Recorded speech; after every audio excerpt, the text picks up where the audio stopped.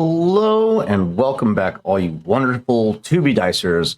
It's your boy, Daddy Tarzan, back with you with another episode of Star Wars Edge of the Empire with the wonderful cast and crew of Tubi Dice Adventures. Again, I am your host, Daddy Tarzan, 82855 on all social media platforms. You can find me on TikTok, Instagram, so on and so forth. Feel free to check us out, or check me out there.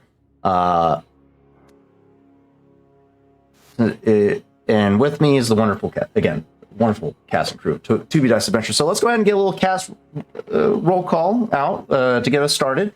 We'll be joined by a couple more cast members later on, but let's go ahead and start off with Chav Visto, our Nothwin. You know, I thought being in the top middle that I was going to be going second tonight, but here we are. Hi, I'm Matt. First. I'm Matt, also known as War Torn Knight out there on the interwebs, and I have the wonderful pleasure to still once again somehow evading death and destruction and all kinds of other odds that keep putting him in harm's way. Chav Visto, dare I say, formerly Agent Lancer, potentially. Relationships are strained, apparently. Apparently. You know, I mean, but do some sort of betrayal like this to somebody that would be your employee, you know, kind of blows my mind. Love the choice of words. Relationships are strained. It's a tight situation. It's very tight. Very tight indeed. How tight is it, Raul? Go ahead and introduce yourself. Well, yes, don't mind if I do. Hi, I'm Oz. You can find me on the interwebs, Son of a Ghost. Sometimes I stream, sometimes I don't. I don't know. It's a thing. I'm have the lovely honor and pleasure of playing Raw once again, seeing the chaos that is now Chav. He's not so bad. And he's just happy vibing Thursian, whose brother who just walked in the door, like that guy. He's just ready to blow shit up and have a good time. That's honestly what he's here for right now. All right, and to round off the cast for now is the wonderful man himself, Oho. Looking sleek, my friend. Thank you. Hi, everybody. It me. Just like Raul likes to blow shit up, I took the opportunity to blow some shit up last session because I like to see my brother happy. And what are brothers for, if not to make things go boom on their behalf? So, Oho, assassin, force user, brother, and currently very pissed off, but also very problem-solving driven individual in exchanging words with someone who tried to, went a little too far. I love it. To put it mildly. He just likes assurances. He's a very calculating individual, Sure he is. Yeah, sure he is. Absolutely. I'm assured. I got something for him to calculate. Take all the shit that he did and then add one. That That's being one of the said, things about calculation. Sometimes you miscalculate. I got the golden rule. In this case, the golden chav, motherfucker. That being said, that will round out the cast for the time being. I believe we may be joined later on by Ren, who plays Ego, but don't hold me to that. We haven't heard back from them yet. But that being said, we have some announcements to make in regards to our shows this week. We have this week a pretty big announcement. Just gonna put it out there. Tomorrow,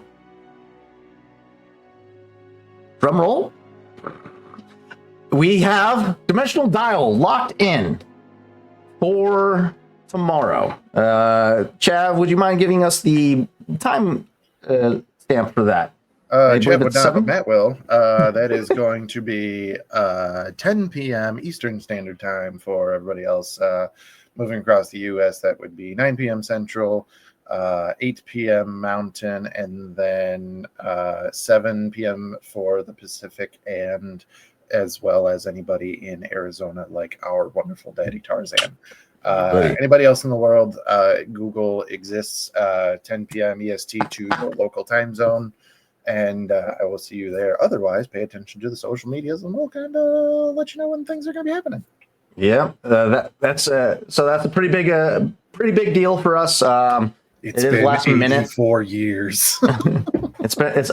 We are aware that it is last minute, but if you would, thank you for this raid, Knights of the Silver Moon, appreciate you. Pretty big deal for the Dimensional Dial to be returning to us. So don't miss that. If you can make it, please do.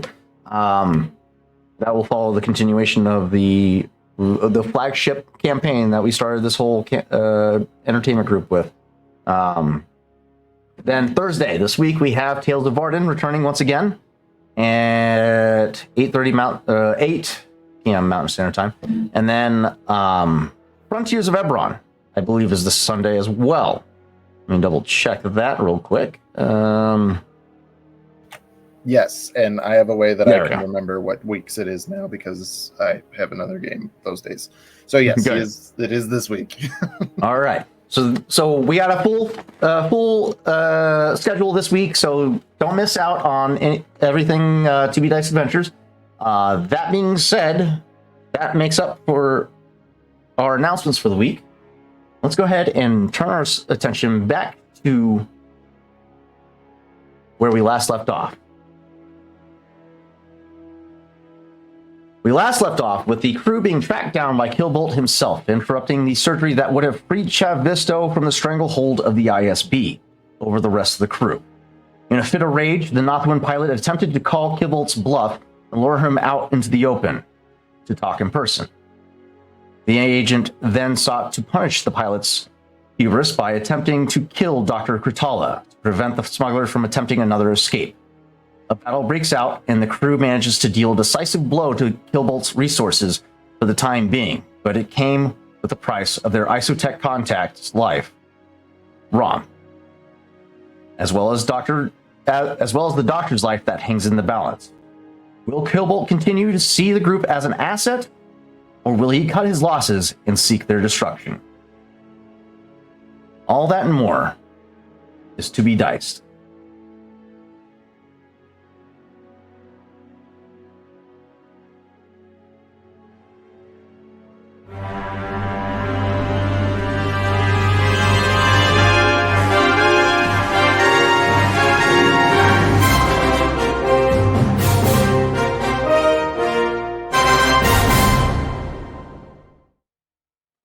All right, let's turn our attention to the game table and go ahead and launch our episode today with a luck roll from all the attending players today. Ooh, we're starting off strong. Okay. This is weird. That's 3 sessions in a row.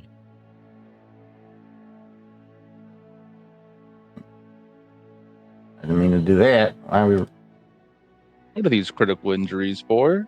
I don't remember this. That would probably be for Krutala. Okay. Noted. Ooh. Oh, wait, no. Rom, because he died. Just decided to He died. shot to the head. He got shot in the head. He died. Which probably explains why he's blind. I wouldn't have even rolled for the critical injury. All right. We got Chav. We got Rawl. For the audience, in case you weren't here last time, Killbolt was using a Night Singer rifle, which, if you don't know, the thing, you can't even track the bullet trajectory. There's nothing you can glean from this rifle other than you'll be dead. He was laying down some damage with the fucking rifle. That dude is lethal with it. Yes. While we're getting all the rolls out of the way, and if two of you guys could roll for Ego and Dub as well, I'll go ahead and cover a quick recap of the last session. Here is Dubs. The last session, the crew sought out Isotech, a cybernetics supplier who also does dealings on the black market in terms of cybernetics as well. They sought out this company in an effort to try and remove what is known as a cortex bomb that has been implanted in the Northwind pilot's skull to keep the crew in line, it would seem. It appears to have backfired in Killbolt's plans, as the pilot did not respond well to that revelation after a Imperial naval corpsman joined the crew and revealed that he was part of the medical team that was responsible for implanting the Cortex bomb. Seeking Dr. Kurtal's expertise to remove the bomb, she dissuaded the group from utilizing her directly, as she's not experienced in dealing with these types of implants, and recommended that they seek out her mentor. After some preliminary digging, they discovered that her mentor has since passed from old age, but her son carried on his practice. However, the practice has since then been shut down by the Empire due to rumors of sedition and association to rebel, or having rebel ties, and has since been missing. The crew then deemed that there's too much time to try and track down somebody like that, so they just resorted to using Dr. Kurtal's expertise. In that time, Killbolt had closed the distance and began his preliminary infiltration through slicing into the computer systems of ISO 1, and discovered the surgery attempt to remove the boot from the metaphorical boot from the neck of the Northwind pilot, and ordered his crew to open fire on the valley to catch everyone's attention and stop the surgery. After which they had a exchanging of words, which ended up resulting in a all-out battle with TIE fighters and a VT-49 decimator, to which the crew managed to surprisingly take out the TIE fighters through excellent use of the Force to return to sender proton bombs. We now find ourselves at the aftermath of this conflict. Oho is now currently in talks with the ISB agent Killbolt, to which Killbolt revealed there's more history between the two of them than it was first let on. And that is where our story begins.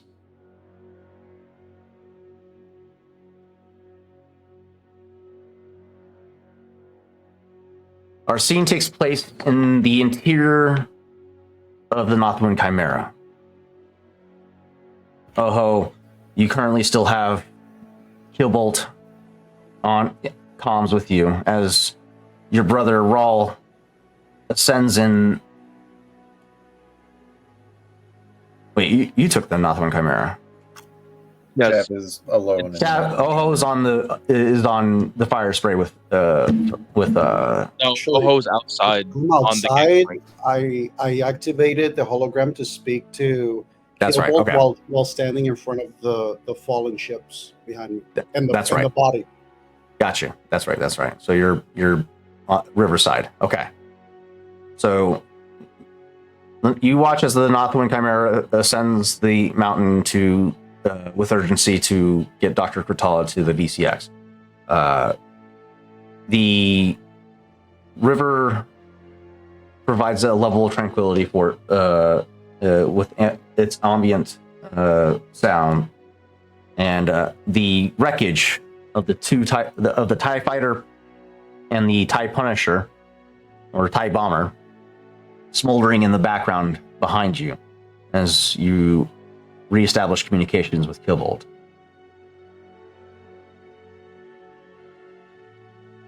Would you mind restating your question in the previous episode? Oh yeah, it wasn't a question. Oh wait, your previous statement. Sorry. I Proclamation.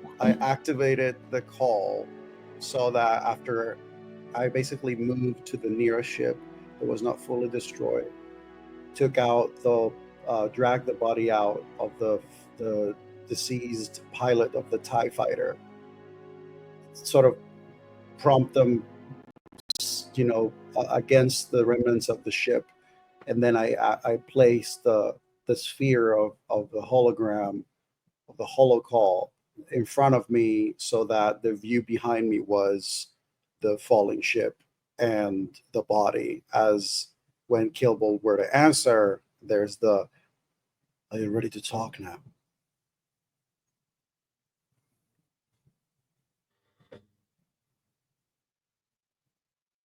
The whole intention was to talk. You chose otherwise. Considering the fact that you were the one who chose to take the first shot, I would say you are the one who chose otherwise. Now, would you like to know what I see? And that's when I sort of lean a little to make sure that the view of all the burn, fire, and smoke, the fallen pilot, and the TIE fighter are visible enough on the image. I'm sure you see some level of leverage against me, but what I see is another reason for this planet to relive its past tragedies. Yes. However, I am aware that you are not the Empire, but rather working with your group. Resources, as unlimited as you may want to present them, I'm sure are scarce sometimes. And having lost 2 ships, pilots, and also having this remnants on this planet, sure, I have no doubt that you can find a way to cover it. But I wonder what would happen if certain information were to reach the Empire. 2 ships that maybe were not scheduled to be traveling near an abandoned Jedi temple planet. Maybe you change the names, maybe you make it look as if they were part of a routine inspection. But all it takes is one little chink in the armor, one curious person, one suspecting Imperial officer, maybe eager to prove themselves, for them to bring a huge wrench into your operation. And as far as I can tell, it would be quite an effort for you. You had to then sort out a way to replace us. So I see also an opportunity to show the rebellion that we are indeed on their side, to continue the missions so that you can move on, and so can we.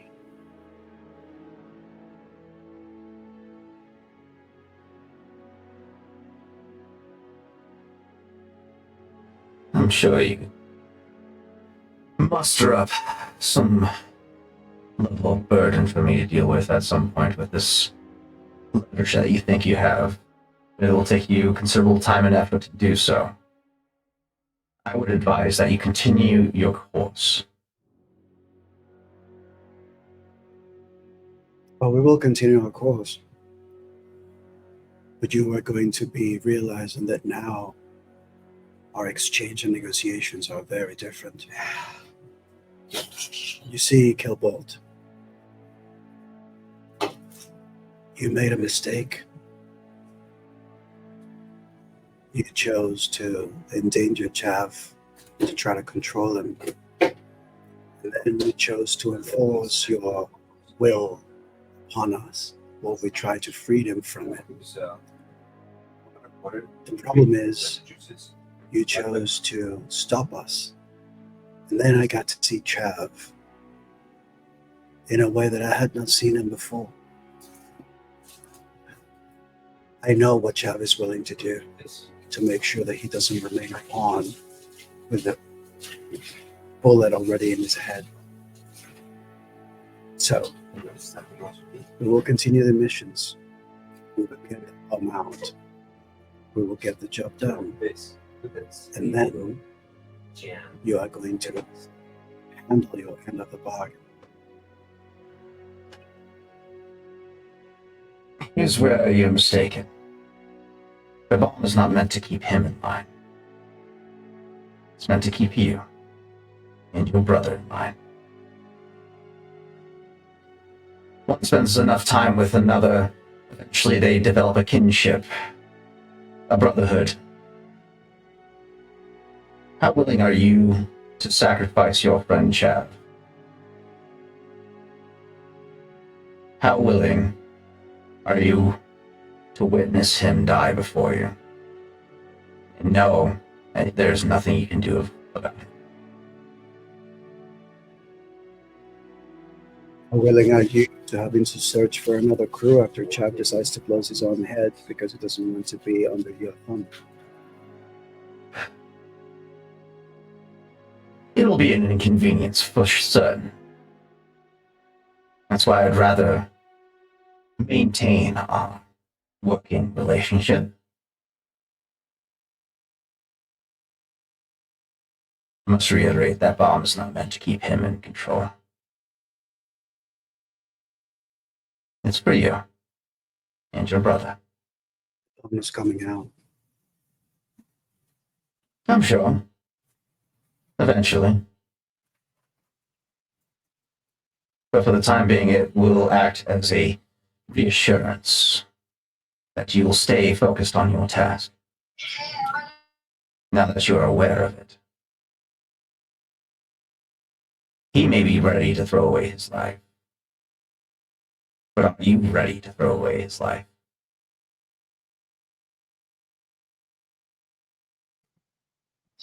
You know,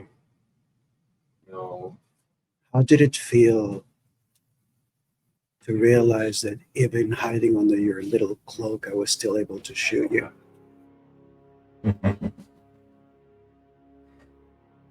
You did present some curious intuition.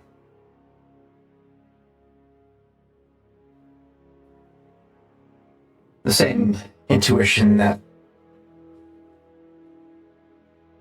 happened that piqued my curiosity those years ago.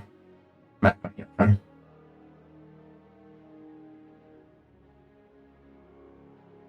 All of those back. years. I'm sure you don't quite remember, but you remember the time you staged your death. I was there. Don't get me wrong, your methods were admirable. And it costed me a few limbs.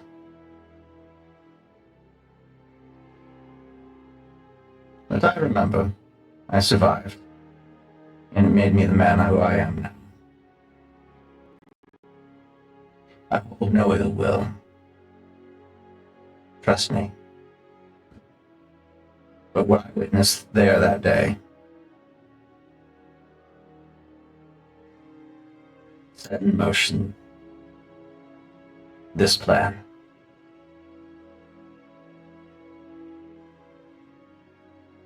So answer me this, Killbolt.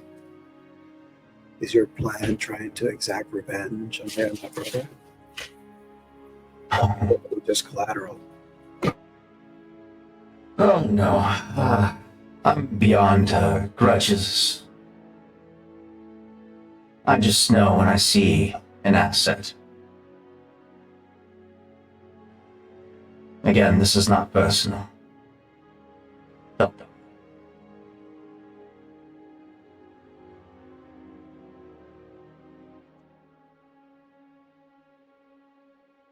You made it personal the moment that you put a bomb in Jeff's head.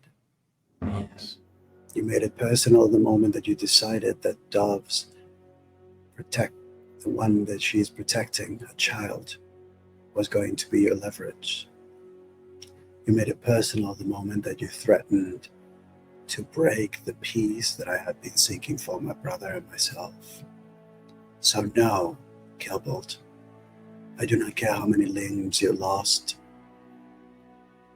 What I care about is the fact that you are where you are, and we are here. And if you wanted us gone, you would have activated that bomb already. So, the bomb is coming off. We shall continue with the missions at hand. And should you decide you want to once more miscalculate your influence over us, I will make sure that certain images, certain visage, certain ships, certain smoke, certain fire, certain locations get to the hands of those who, even if we don't make it, will give you a burning hell of an inconvenience.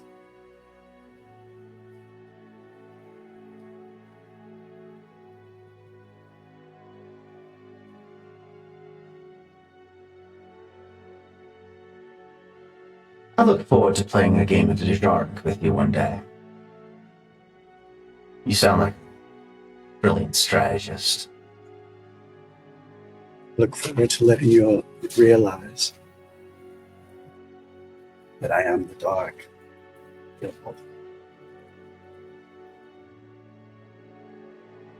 And then he cuts the beam. Brilliant exchange. I love that one.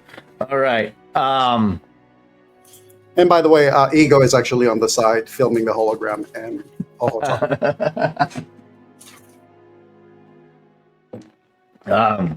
Yes. Ooh, he did not activate his scrambler. So no, he did not. Yeah, you saw him. Mm-hmm. And I have him now because I literally asked for Ego's favor. Mm-hmm. Okay. Interesting. I like that. Okay, so you end the feed, and you get a little peek into exactly what Killbolt has been building up to this whole time. Our attention is going to turn to the platform on the Temple of Edith, where Rawl, you currently are leading the hover gurney with Dr. Kratala's unconscious body is laid upon. With B4's help, not B4, BT? B4.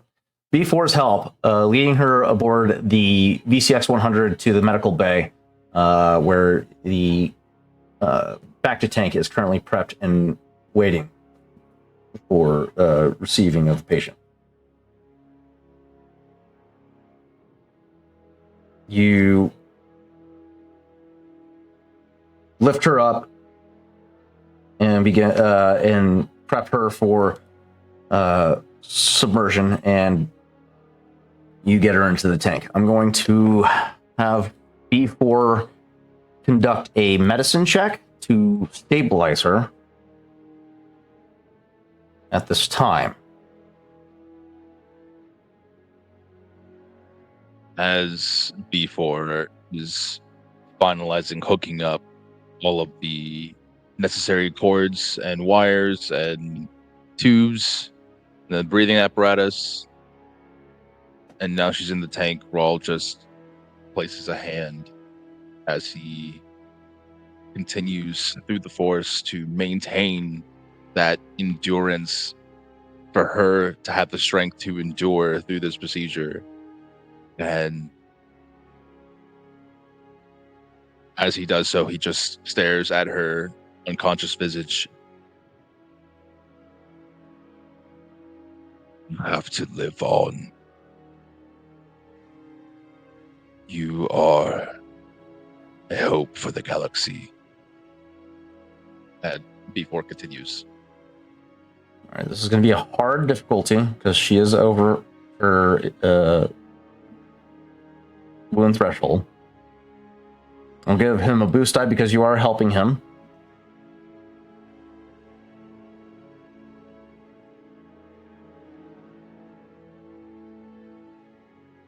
I think that'll do. That's going to do. Do you guys want me to roll for B4 or do you guys want to roll for B4? You can roll. Okay.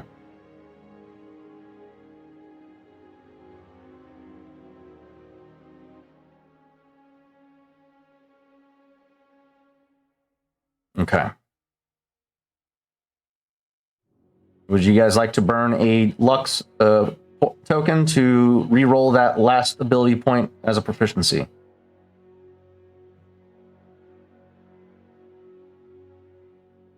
And try and save her. Otherwise, she does die. What do you think, guys? Oh, well, if she fucking dies. I think we should. Yeah. Okay. Re-roll one proficiency die. This will determine if she survives or not.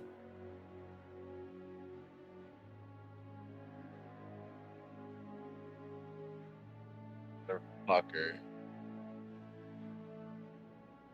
It's one advantage. Okay.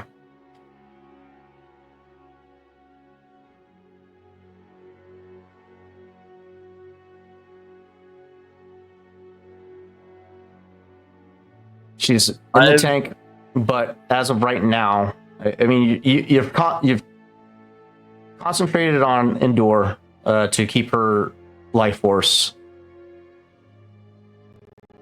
locked into her form. For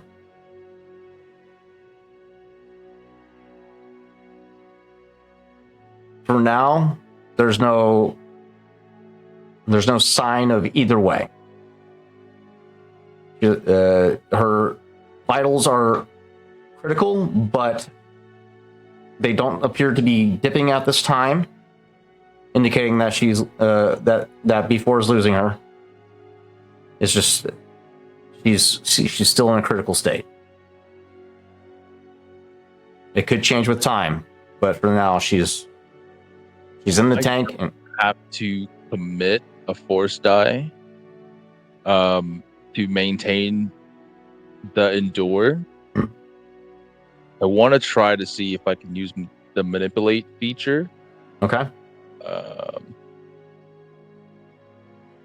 Where is it? Yeah, I can, when using this power, spend force die to cause targets to recover one additional strain or system threshold or heal additional wound. Their strength grade purchase. I can at least do one hit point. And as he does so, he's basically trying to hone in on the technology that's grafted to her body to see if he can somehow utilize that to help seal the wound closed completely. That makes sense.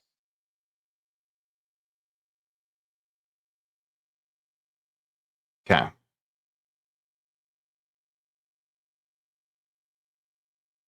Give me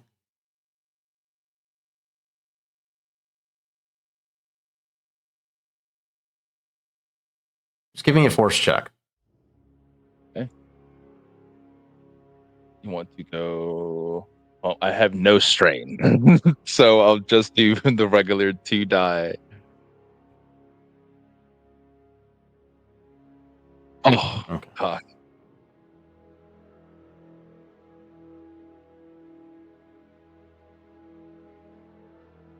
That looks like a success to a B4's medicine check. Awesome.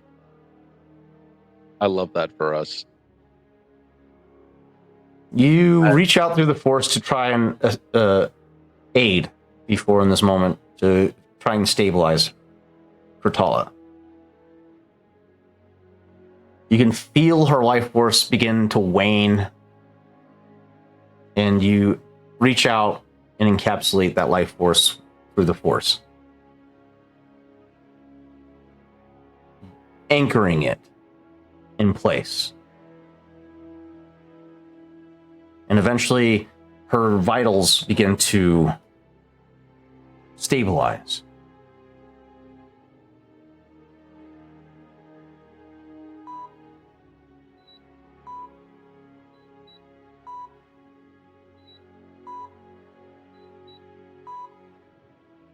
Rawl lets out a shaky breath as he finally hears the heartbeat in the EKG, and he raises a hand and taps the button on the comms device.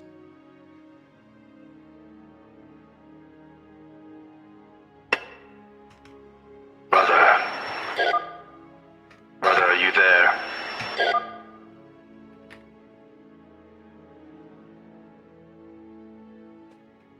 Yeah. Dr. Kratala is stable.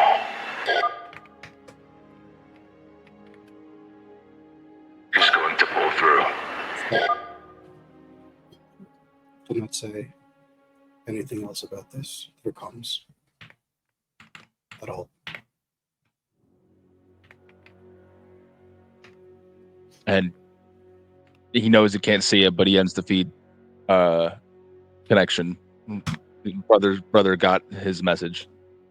Okay. And he just still trying to maintain the connection, but he just collapses in front of the pod. Okay. Just back to the glass, and he's just kind of just he's tired. Yeah, that raises a good point. At this time, everybody that has strain, you can perform a cool check to reduce your strain by the number of successes that you generate. The difficulty is determined by your level that you're at. If you're above half, it is hard. If you're at half or below, it is average. That is a cool check.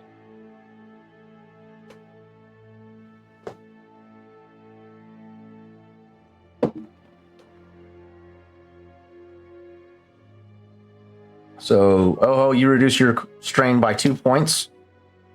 Chav, unfortunately, you do not.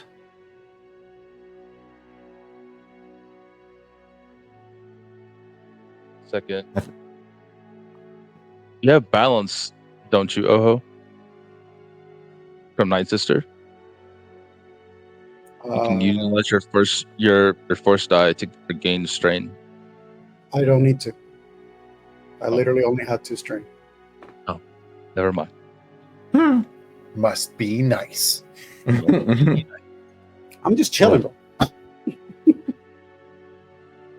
Only 2 strain, just casually taking out a small battalion of TIE fighters.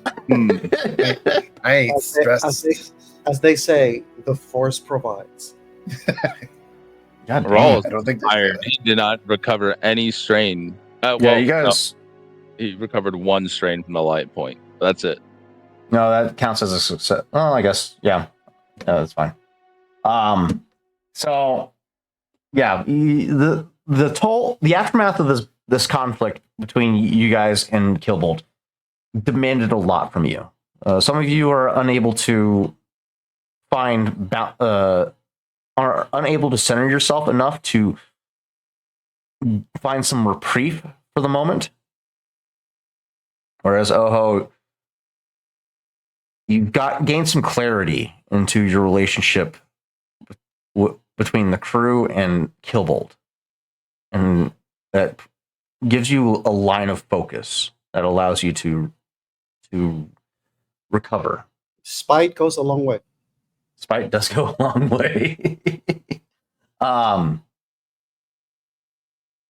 But yes, for the time being, Dr. Kratala is stabilized and is going to need medical attention for quite some time. We'll bring her to wound threshold of 12, so she's no longer dying for the time being. Okay. Just at this time, you guys find yourselves with a moment to collect yourselves. Ego, I'd say he'd probably be a little flustered with the whole exchange between you and Kilvold. Wouldn't really know how to address that for the time being.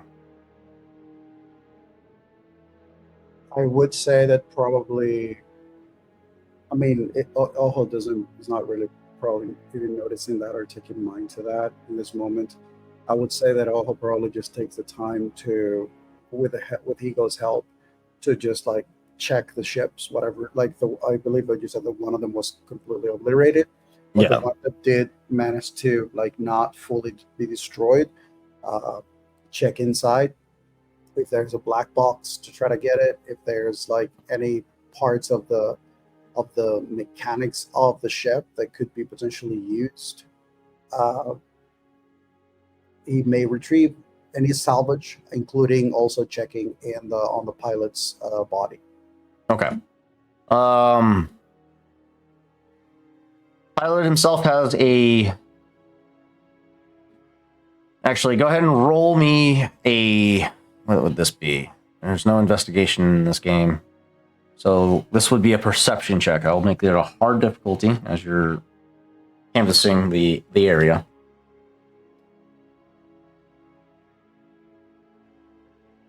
I'll give you a boost die because you do have Ego's help.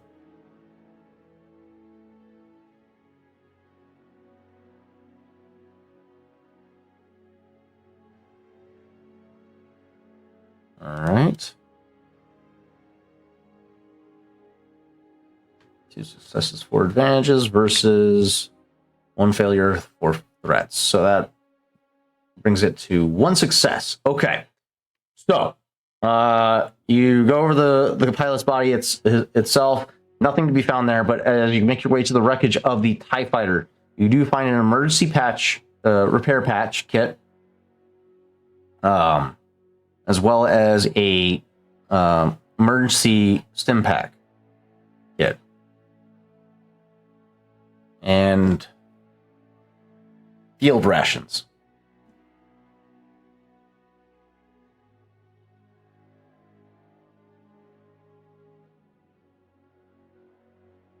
Sorry, so you said it was field rations, an emergency pack, like a aid, like first aid. Yeah, emergency stim pack, emergency repair kit, repair patch kit. So those are usually used for like droids or vehicles to do like temporary fixes. The one that Chav used to weld a robot to an I-beam. Yeah. And then field ration, and that's about it. I would say that after Oho makes sure that Ego got the visuals of the hologram, the communication that Oho just had with Kilbolt. Oho takes the sphere that was the one that Kilbolt sent to them, the one that he used to call Kilbolt. Sort of takes it out, and just for flavor, I crush it, destroy it, toss it into the fire of the ship. All right.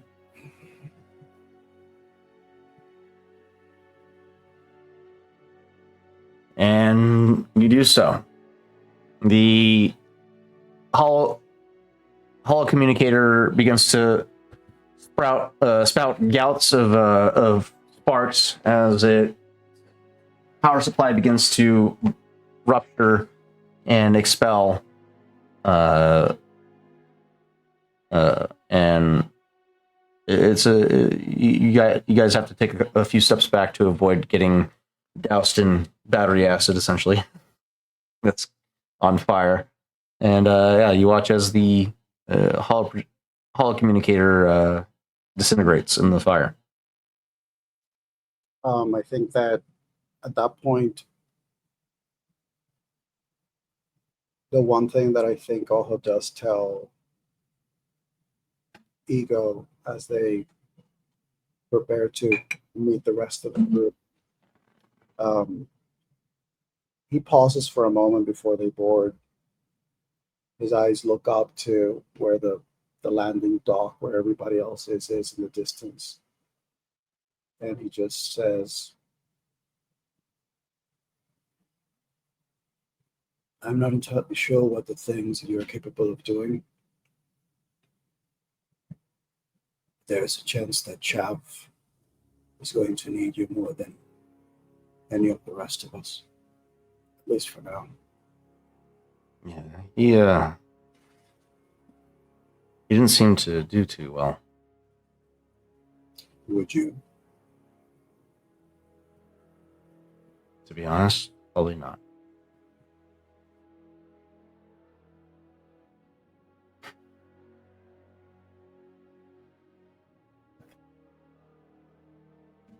You think? Shit, didn't want to unmute. If I may. Go ahead. This would probably be a pretty okay spot for you guys to notice, like as you're kind of having this conversation. Chav from the side walks over to the heap of TIE fighters and everything like that, rummaging around, and just grabs a panel of some considerable size and starts dragging it back towards the Northwind. Whoa. Go ahead and give me an average perception check to find a piece that's serviceable enough. Okay. Average perception. And Raleigh, you took the ISO one, not the one. That's right. Yes. I think I did very well. Thank you, Dan. Damn. Yeah, you find a serviceable panel, durasteel panel, and as you're unbolting it from the exterior frame of the TIE fighter, you do find a still functional ion thruster.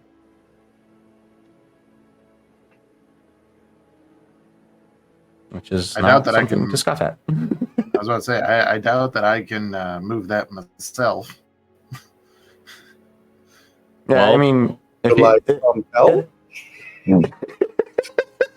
somebody has the force at his disposal. You just saw him take out 2 giant ships.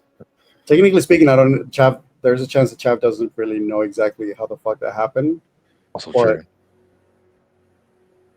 Chav If I was were to- otherwise preoccupied. But if I Right. if I were to see him trying to yank this thruster by himself, I wouldn't be yanking the way that I'm actually picturing this because of like what he has in his mind. Quite literally, like, yes, this is the boon that me as the player was granted for rolling a triumph, which is a big deal. We don't honestly get too many triumphs, like in the grand scheme of things. I know Tarzan's going to disagree, but with that being said, I picture like Chav like ripping up, like picking up a panel, seeing that it's not what he needs, tossing it to the side, seeing this thruster, and because of the headspace that he's in, like he completely reveals it so everybody else can see it.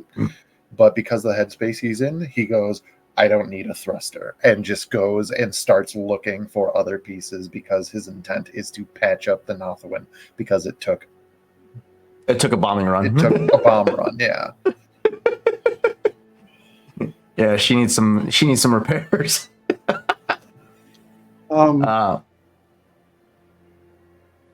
I would like to. Could I have a moment with Chav?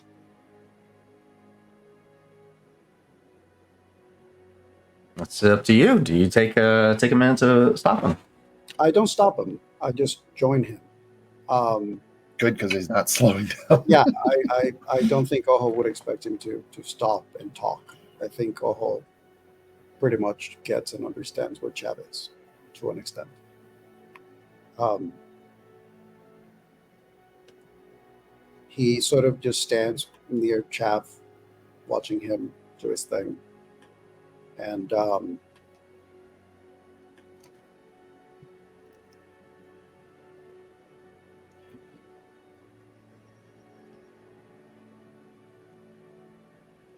we're going to get that thing out of you.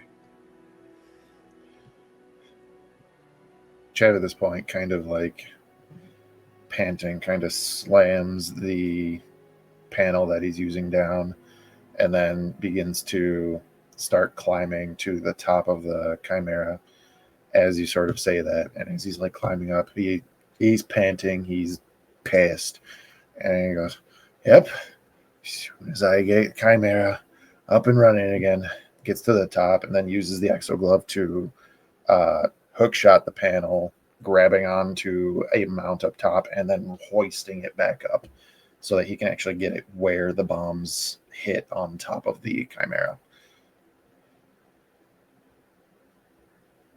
And then he's literally just using a fusion cutter to spot weld it in place until he can get Dove over here for the more secure pieces.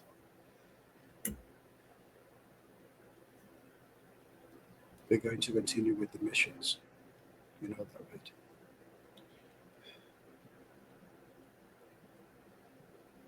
Not for him, I'm not. I didn't say for him. I know you didn't. Listen, Raul and I have never been ones for choosing sides in great schemes of war.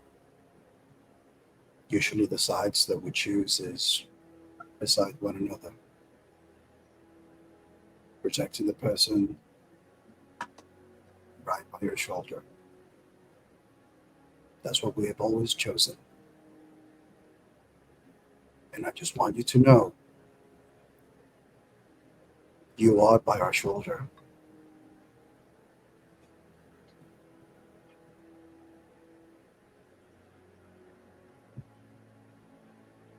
So when we fight for you too, and with you. It's probably a good spot for Chav to have like just come back down and like kind of for the first moment since this all started to go down, he actually stops to take a few breaths.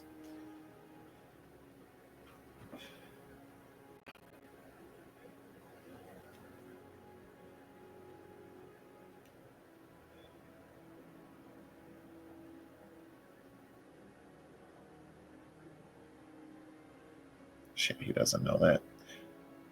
You know what? That's going to be the whole thing. I don't fucking get it. I fucking told him I'm just afraid of. I ain't the most patriotic son of a bitch out there. But hell, you tell me that. You tell me that my homeworld is under a blockade from a jackass like Tazen. Yeah, I'm gonna get involved. You tell me you wanna unseat the Emperor, the other jackass out there, who's literally making life hard for everybody in this galaxy. Yeah, why not? I'm along for the ride. So if I'm already on the bus, why you gotta put a goddamn thermal detonator in my head?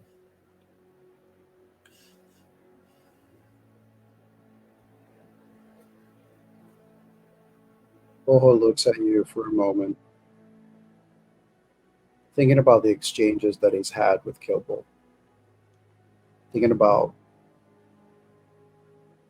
the people responsible for getting him and Raul to have to flee Dathomir, and then the people who chased them after that.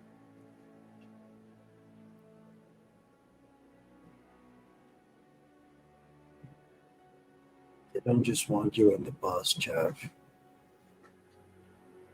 They just want to make sure that you cannot get out of it, even if you want to.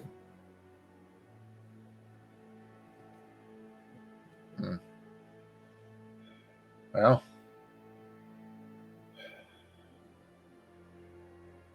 it's very unfortunate for Gilbolt. He like picks up the fusion cargo and adjusts the exo glove on his wrist, looks at you and nods and goes, "So now I'm gonna crash the fucking bus."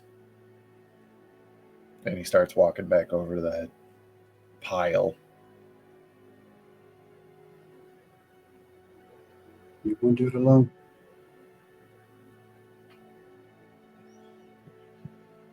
I know I ain't doing it alone. That being said, once we get Raul and the others together, we have to make some decisions about what comes next. Well, number one, sounds to me like that, and he kind of like lifts the panel, flips it over. If anybody's getting this thing out of my head, I'm gonna guess with a shot like that, if she's not dead, Kralta is gonna be down for probably a few weeks. Probably faster for me to get to Coruscant and start poking around for whoever the fuck her contact is, if he's still alive. I think that we may need to hold on our direction to Coruscant until we find out more about what happened to that guy. It said that their practice was closed because of ties with the rebellion. If you were somewhere accused of being with the rebellion, would you stay in Coruscant?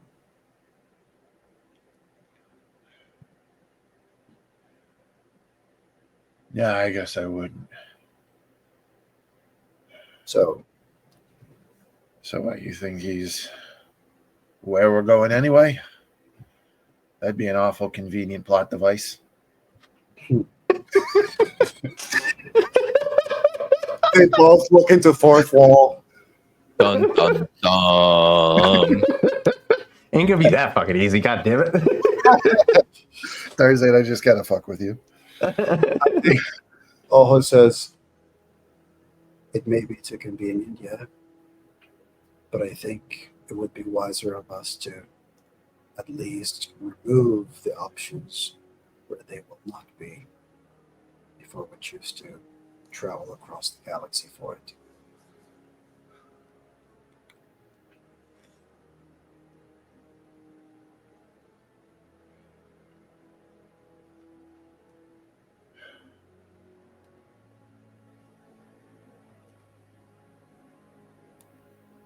Shit. And he just kind of like wipes the sweat from his brow, shakes his head again. All right, I guess. Do you have space for that? And Ojo points at the thruster. Kind of looks over at it. Thinks for a moment, goes, "Yeah, I ain't hauling anything right now, so we can get it on the, yeah. It'd be nice if I had a loading droid." Don't worry about that. I only got one exo glove. All right, you know what? Whatever. All right, and he just like goes, lifts up another panel. I think after that, eventually, for sake of brevity, I'll say, Ojo wants to help move the thing, the Yeah. or we can use, once the Chimera is up and running, we can just like get closer to retrieve it. Yeah. Ojo probably wants to just go check on Raul and the rest. Okay. Yeah, let's go ahead and just roll a force check for me. Mind you, I need you to add an extra force die because of the fact that you are on a planet that has that is a force divergence, and you are experiencing a surge in connection to the force. So go ahead and roll an extra force die for me to generate some force points, just to see how connected you are for the moment. Both of us.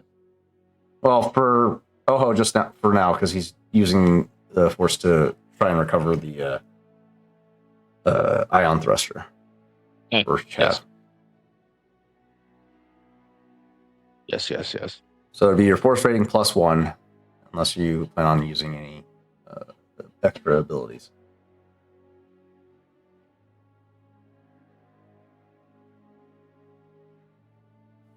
I think there's the Night Sister ability that we have, right? That allows us to increase our force rating. You use 2 strain to increase your force rating by 1. Correct. So that'd be 4 force die if you use that. what the hell? Want to just wait until we're like all have slept? Can I? Yeah. You want to burn a luck token to reroll one of those?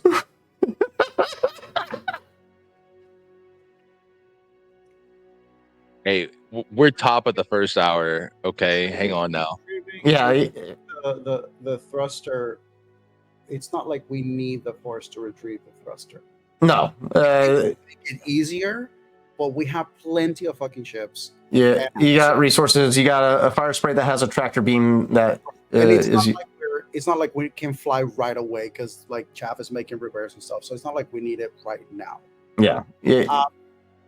I would say probably Oho is trying to utilize the force as a means of convenience for the moment, and realize that he's kind of tapped out with the force right now with all the exertion that he just put himself through. If I may add, just for the hell of it, this extra force presence, the way that I think manifests in this particular moment is he tries to use the force, he feels depleted, but he also, it's similar to that moment when like Gandalf puts the cloth over the Palantir and there's a flash of the yes and it's like he senses eyes that feel familiar with a green hue and a surrounding of red atmosphere. I'll give you a step further. You get that flash of familiarity as you connect to the force, but that familiarity draws you back towards the Temple of Edith. Which I think makes sense then to add the fact that Oho decides I'm going to check on Raul and the people that are closer to the temple. You feel the pulse of the force scar. Yeah, and I probably will say also, I probably used with the supportive of Ego, we got some imagery of the ships and the pulse, all that stuff that we will use later for the rebellion, like 2%. What along with the thruster that we are providing. Yeah, a little ion thruster. Yeah, buddy. Mm-hmm. Or you could sell it for a pretty penny. We could. To be honest, like what could we throw that thruster on? Like nothing for us, but I'm always thinking it from the perspective of the better we show up with goods and good graces for the rebellion. If you can't put it on something, you could at least sell it, and that ion thrusters aren't cheap, so that's a good pocket change for you guys. Well, yeah, but I was wondering, like, could it go on the Nothwin? Could it go on the M12? Could it go on? I think Rob will probably want to install it on his back. I mean, on the board, maybe, but I do have a silhouette of 2 now on that board, and I can add hard points. So I mean, it's possible. Ion thruster on it, a freaking I have hoverboard. Ron to lift it, bro. Bro, you put an ion thruster on your hoverboard, you're getting your legs ripped off. You're getting disintegrated. That's what you're getting. It's just that like the skin just flies off. I'm saying, dude. Mechanically, it could work. No. Mechanically, it could not, because that ion thruster is bigger than your goddamn board. I know. You're, Carrying a giant fucking tube on your back at all you're gonna have the times. skateboard. That's like putting one of those industrial like Jet engines fans on a skateboard, like to try to make it like a fan boat. It's just absurd. An absurdly large engine on the back of a skateboard. And it's just an engine. You're going straight. You can't turn it. Yeah, that's definitely not happening, Raul. Unless you want to die. Honestly, seriously, Rawl, that's so dumb. Now, Tarzan, can I put it on a sky swooper? Okay.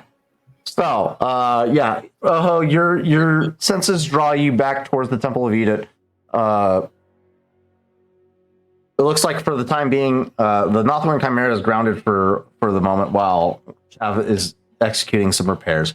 You still have Ego and his fire spray patrol boat at your disposal.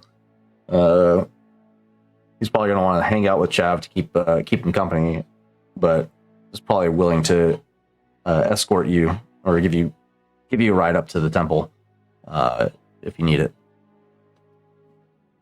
Or you could use the Sky Swooper that Chav loves so much. I mean, if it's there, There's two of them. Yeah. I would say it wouldn't be a bad thing just because if the Chimera is being repaired and for whatever reason Chav needs to get out of that location faster, Ego ship is there. Mhm. So I would say he would use the Sky Swooper just to make sure that he gets to where he needs to go, and then the ground team is okay. Like they have the two ships, so just in case. Yeah. Chav, you probably have to give him like a quick rundown on how to operate the vehicle effectively. But yeah, these are the controls. This is how you fire the mounted blasters, so on and so forth. Here you go. Don't crash. So that being said, go ahead and give me a hard piloting planetary check to take off on this wonderful piece of equipment for the first time.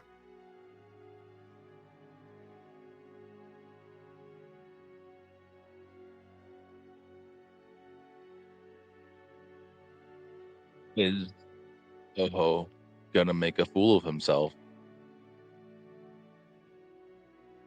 It'd be hilarious if this is the thing that kills Oho. Sorry, my the sessions website seems to be It's been a little wonky today. a little wonky today, so we apologize for the delay. Please, your viewing is important to us.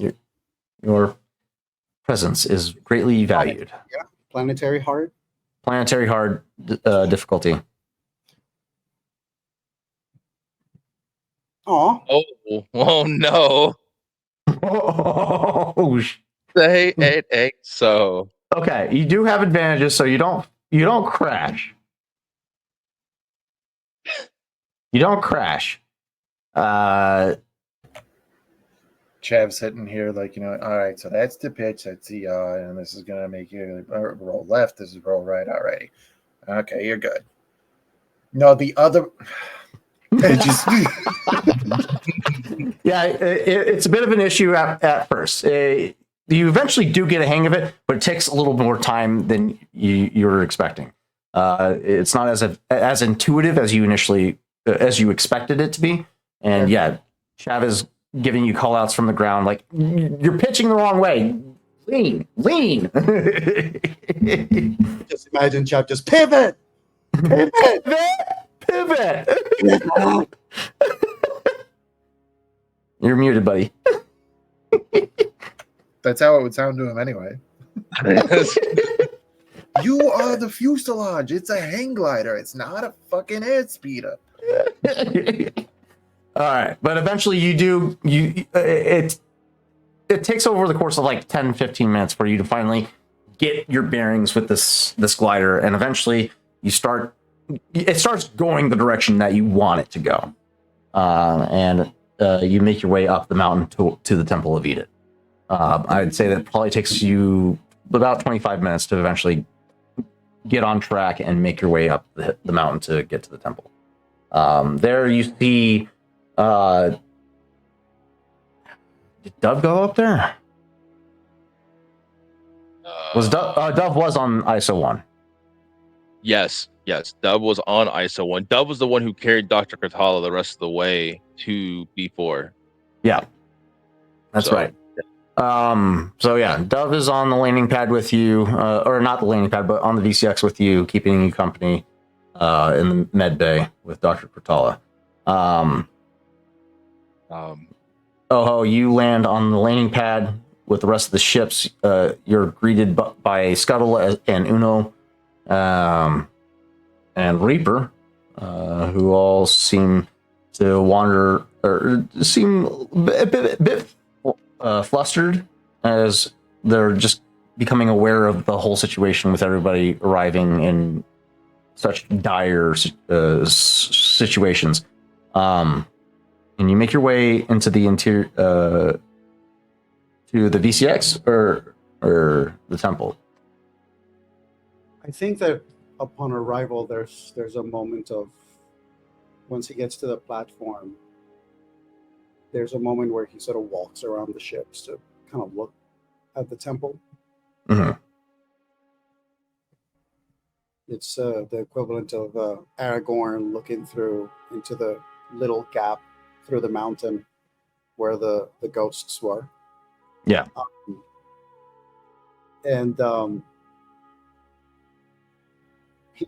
He senses it. He definitely senses it. But he proceeds to go talk to his brother, check on his brother in the situation with Kartala. Yeah, it's at this point in time when adrenaline begins to dip and you guys become more grounded in the moment, that you start to experience this swell, especially in as close proximity to the temple as you are, a swell in your connection with the Force. It's at this point, anytime you make a Force ability check, you do have a +2 at this point with the close proximity to the temple. So any Force ability checks, you can add 2 Force die to your checks going forward. Noticing this innately stronger connection of the Force in this proximity, you do take note of it, but you make your way to the interior of the VCX to reunite with your brother. You find him currently in the med bay, watching over the unconscious form of Dr. Katala, who's submerged in the back tank, face donned in a rebreather mask, suspended in stasis for the time being. Her vitals, as you enter the med bay, read stable, and B4 is currently cycling through various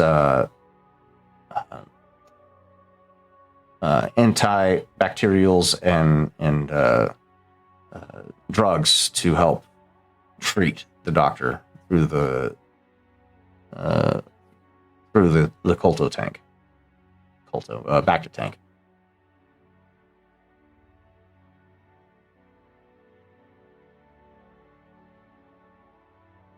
I think at that point, Oho sees Kartala there, remembers what Raul said, and then he just gestures quietly for Raul to follow him outside.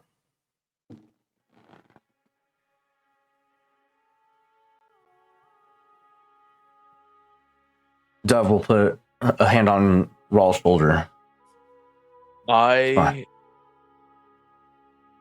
am gonna say, because of how tired and wounded Raul is right now, he is in a kind of trance as he's just focused his power on keeping Dr. Katala using his endure power And so he's not really noticing people right now. And he notices the swell of the force as he's keeping this focus. And he's going to try and sense if Dr. Katala is like her thoughts are there as she's unconscious.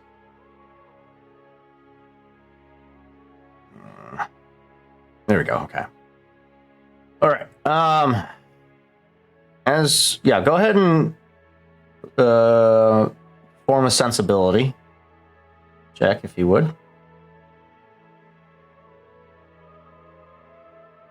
At +1. +2. Oh, +2. My bad. I'll just roll one more. Okay, you got three light points that you can use. How deep are you trying to perceive? How deep can I go? First of all, I just sense the bear's thoughts. So Okay. He's Surface just- level. just searching for signs of life and if there's any kind of deep-seated trauma going on right now. Okay. Surface level. There's nothing being actively thought. She's in a deep state of unconsciousness, so there is no surface level thoughts for the time being. As you try to reach out through the force, B4 does administer a antibacterial to you, healing you for 1 point of wounds, and then he follows that up with a stim pack injection. So you also recover 5 points of wounds as well. So 6 points of wounds recovered in total.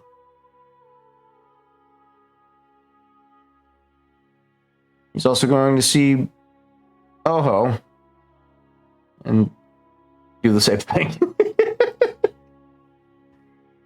You just watch. Oho, you watch as B4's cylindrical head pivots. That large red ocular lens focuses in on you, and it begins wheeling its way towards in your direction. And RPG sessions, I need you to get it together. Come on.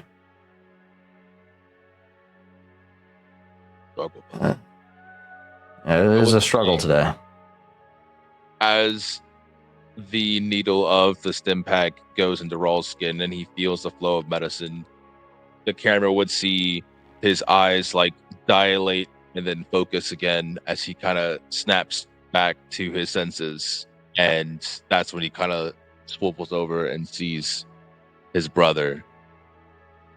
You see him as B4 administers antibacterial as well. You recover 2 points of wounds. And he applies some temporary, some synth skin, and I believe synth skin recovers wounds as well. Let's see.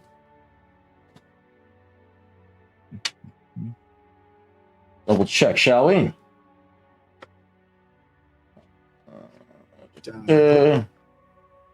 Synth skin. We're looking for synth skin.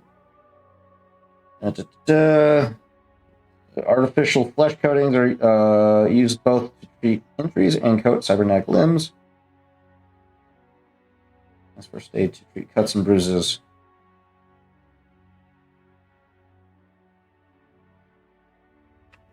Does not look like it applies any healing. Just looks like it treats cuts.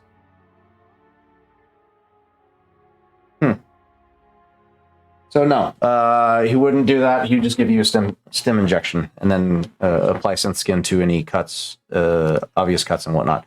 So you two get a stim injection for 5 wounds. 5? Recovered. Oh, I'm 100% then.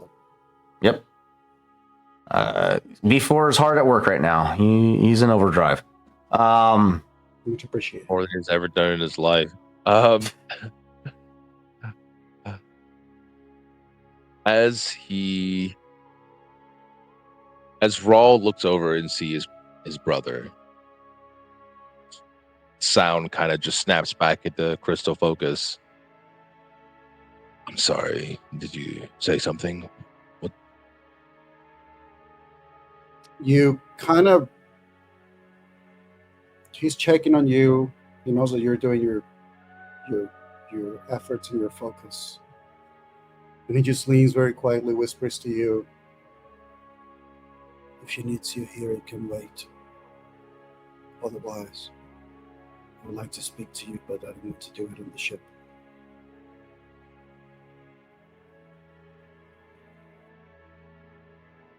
I think I can stand.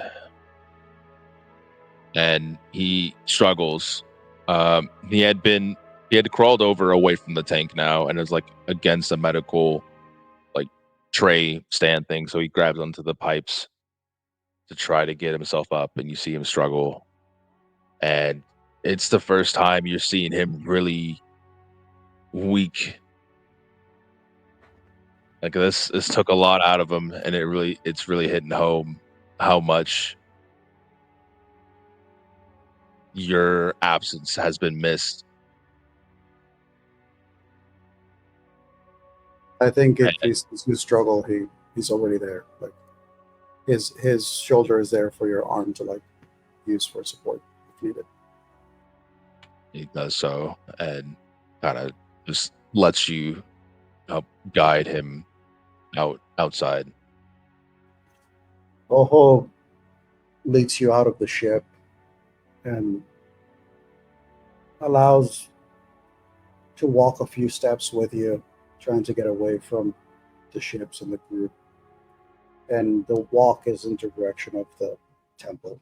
He's not going there right now, but it's sort of more like we're taking a stroll, or like toward, like near it, around it, as he speaks. I'm not entirely sure how much safety I can feel speaking about anything aboard any of these ships right now, so I figure this would be best.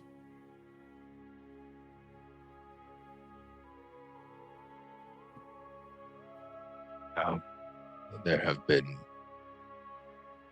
quite a few surprises as of late. I have. Can you feel it?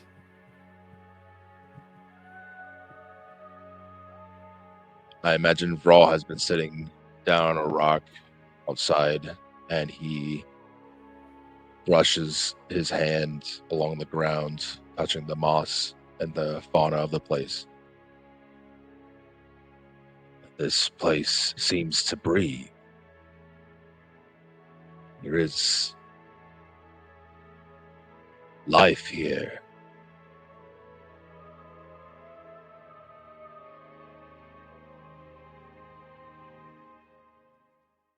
What do you think it is?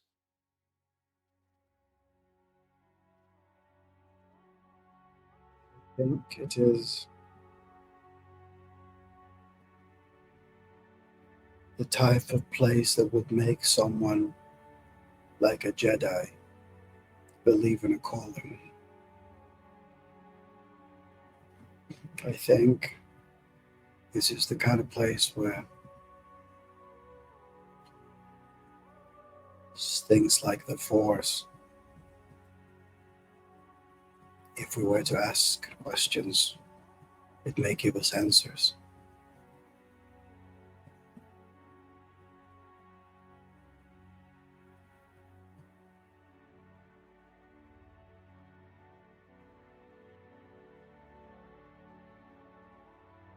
Well, I have a question. Just one? Why? Why this? Why now?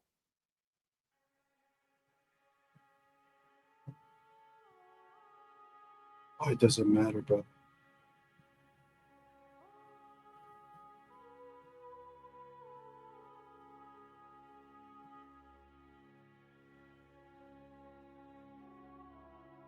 We were inseparable. We were made that way.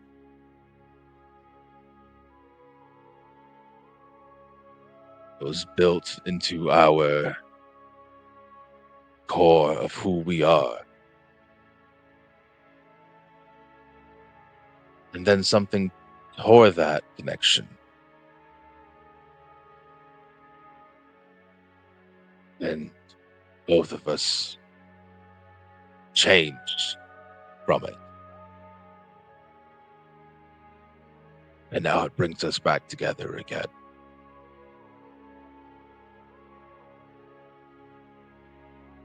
It's more than just coincidence, I fear.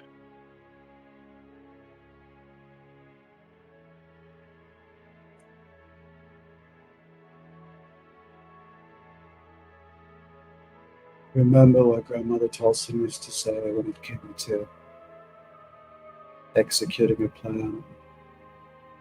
I believe she used to say, "It is only a coincidence if you're not smart enough to see the hands that made it so before."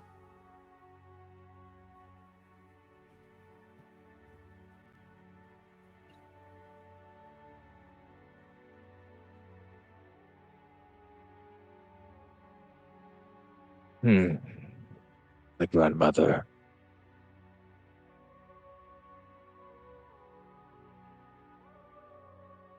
I wonder what she would think of us now. The tools that she created. Yeah, there were more than that. I think that there is much that we have to thank Tolson and the Night Sisters for, but I think I'm starting to see how even then most of them did not think us worthy of belonging to Dathomir.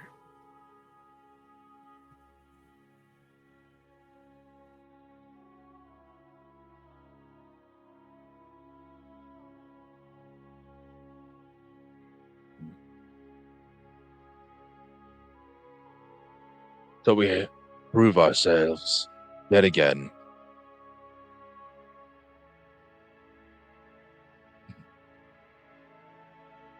Go back to Dathomir. Right now, my concern is I do not like the idea of staying here too long. However, when you see him gesture toward the temple, I think that something in there is calling for us. And I do not know that we can leave till we find out what it is. Yes, I feel it too. It feels very much the same as the call I felt on Korriban. Except this pull feels different. And there's something more, almost a red stain on a perfect white background.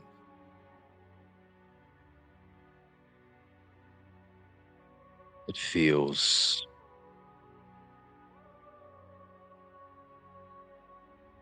there's definitely power here.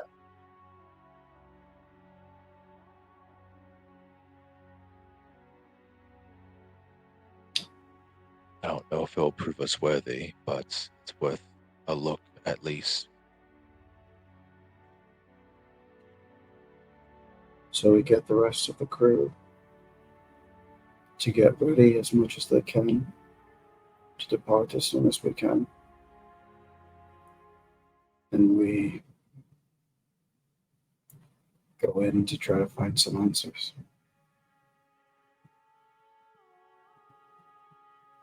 I'm with you. I just it's a lot from that surgery, and then this, and then keeping Doctor alive. A lot.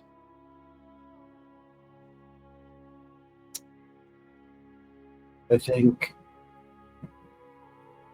perhaps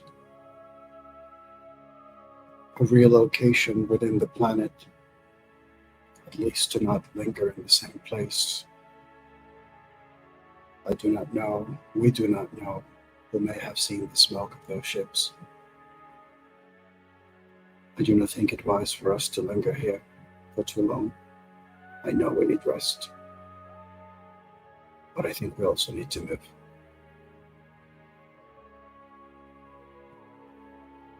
Could come back another time. Could take a few ships. What we can now.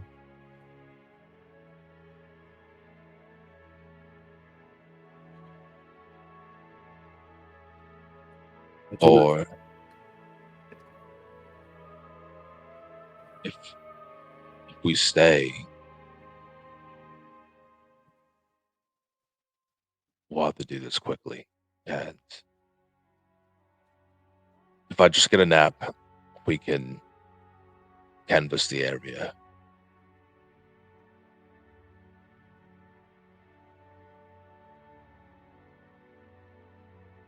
If we move, we can come back with one ship if we have to. But as much as I want answers, whatever's in there, I cannot ignore the dangers that everybody else is running the more we stay here. So So I say, what? Move to a nearby town? Or seek for another spot. all If right. we choose to come back, we will.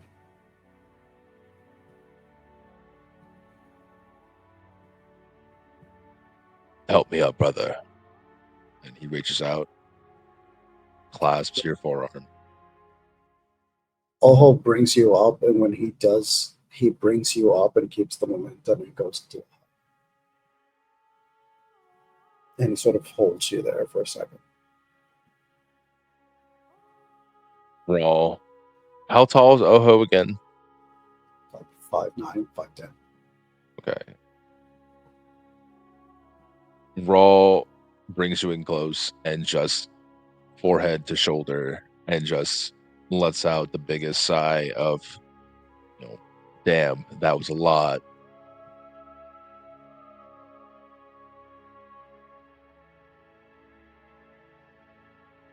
I'm gonna kill you if you leave me again.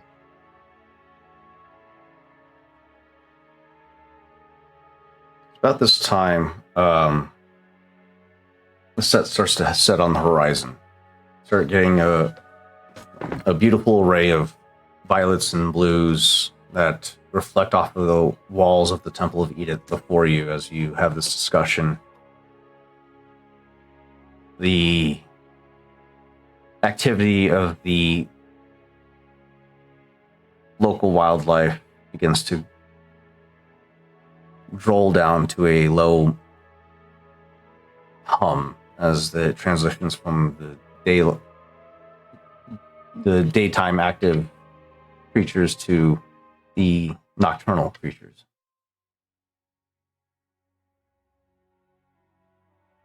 And as you guys are deliberating on when to tackle this endeavor, to follow this string, you can't help but feel the innate compulsion that the Force instills in anyone that anyone can experience the influence of the Force. The desire is very strong. It's ever present, and you know that there's something to be gleaned here.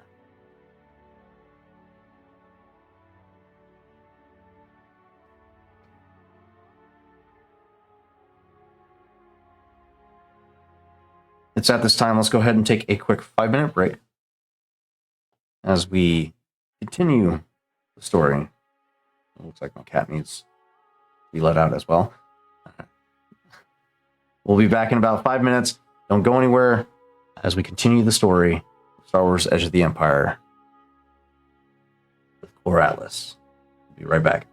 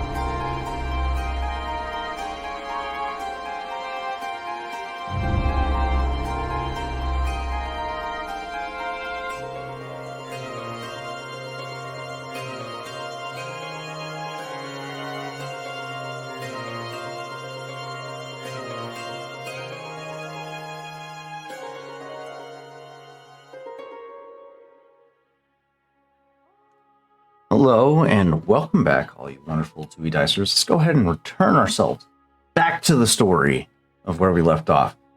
The brothers convene with each other as they...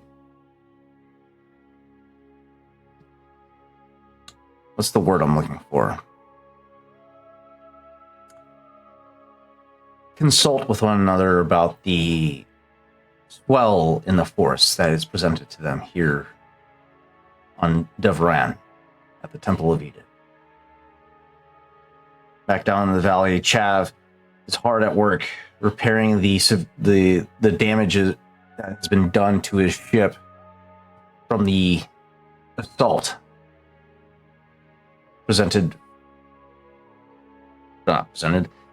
brought on from Kilbolt's attack. Chav, what is our Northwind pilot's current mindset? Now that the dust has settled, the adrenaline has waned, where is his head currently? Since it's still located on his shoulders. Not on an operating table currently. Thank you very much. Sons of bitches. Chav is...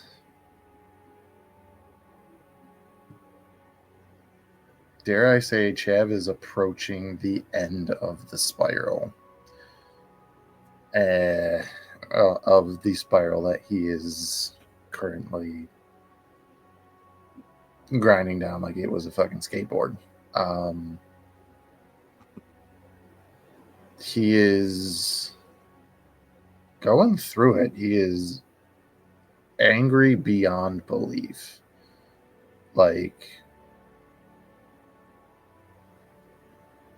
there's a little bit of like sort of a bell curve of anger where like you kind of get to that like middle point where you're angry enough that you start screaming, and then you go past that to where you get quiet again.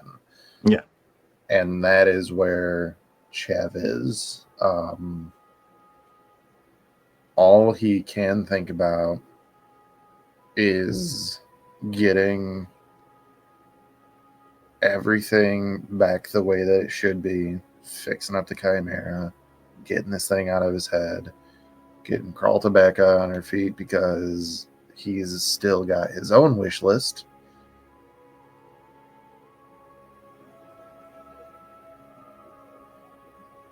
And then there are two names on his list, one being Tazen and the other one being Kilbolt.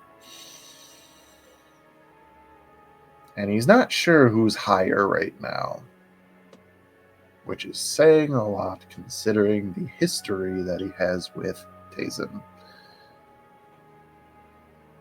I'm going to have Ego at this time perform a sense check, as he has remained on the ground with you, kind of keeping a distance, rightfully so, as, you know, you're kind of going through emotional turmoil right now, but Ego is a very intuitive individual, and first I gotta have him do a cool check to try and recover some strain, which he recovers all of it, but I can't influence his character sheet at this time as I don't have access to it.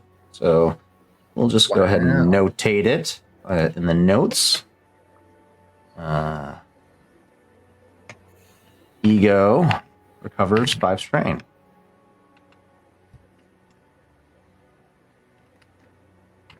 Okay. There we go. And yeah, let's have him do a force sense check. See how...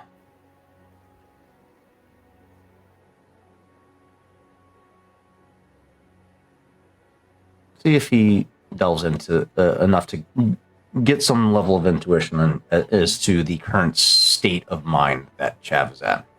The difficulty is easy with no challenges. With 3 points generated, Yeah, he's able to tap in.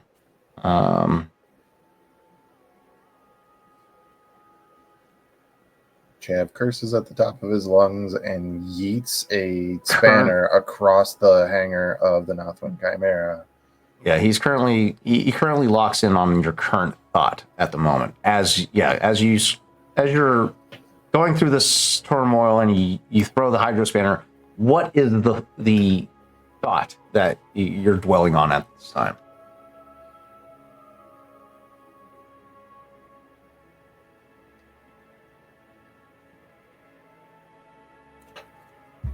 Like surface. No, this is what is permeating everything else. This is the central drive of your thoughts right now. It would just be why. Why for all of it? Mm-hmm. Why is Killbolt so invested in him? He will be the first person to tell you he's the greatest pilot alive, but there are other pilots who could breach the blockade on Nothawin. You don't need some freighter to do it. Right. There's the why of why is it this hard? Like, what is so special in why? Because we're gonna hold on to that. Why is it necessary to have this level of quote unquote insurance on him? Why is his cooperation so much more valuable? And why am I doing any of this shit for the ISB, which the I stands for Imperial? He's never had a love for the Empire. Mm-hmm. Only enlisted way back when because he thought it'd get him in a cockpit. That didn't pan out as well. You think? It's probably at this point that you would hear off the side of Northwind Chimera, very sheepish, "Hey, how's it going?" He kind of like takes a deep breath and everything. Just like kind of like gestures to the hydro spanner that is now across the room. Just kind of kept slipping. Yeah, Ego picks it up, climbs up. You're on the top of the Northwind, right? Or are you doing repairs internally? There would probably be some internal repairs. If it's getting to sundown, I mean, might as well work inside. Okay, so yeah. So yeah, with low light levels outside, yeah, it would be ideal to do some internal repairs at this point. So yeah, Ego picks up the hydro spanner that slipped and brings it over to you. So that was a lot. Oh, How you? was it? Oh, wrenches on the thing. How are you doing? Fine. Slam a panel closed.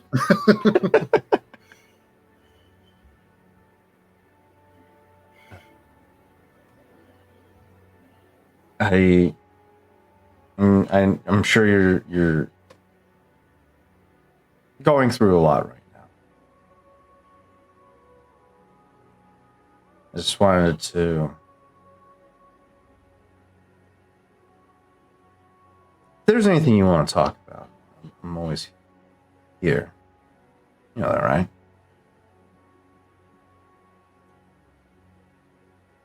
So when Chav has been the he has been moments from boiling over this whole time, going all the way back before his chat with Ho-Ho. Mm. And he kind of like just let it ride for that conversation. He has continued to let it ride this whole time. And it's in this moment that he has just enough grip on his actions and his reasoning to know that Ego is trying to help. Like, not here because, like with, not saying that he wasn't helpful, but Oho earlier was like, this is the mission, these are the next steps, this is what we're going to do, solving the problem, which is helpful, this is necessary. Ego is trying to help in another way.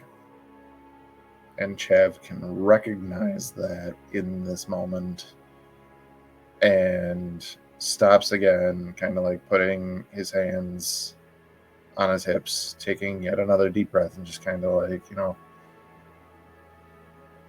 letting himself chill out so that he's not snippy with Ego, because it's not Ego's fault. Right. This has never done anything wrong in his life. Never done anything wrong in his life. You goddamn right.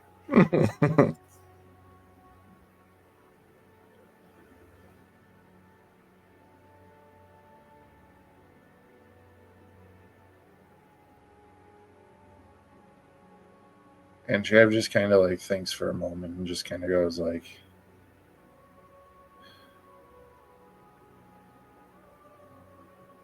I ain't no freedom fighter. I'm none of this. I don't get into any scrapes that, does any of this kind of stuff. Maybe I run from a TIE fighter patrol every couple cycles because maybe they're onto the fact that I'm smuggling something.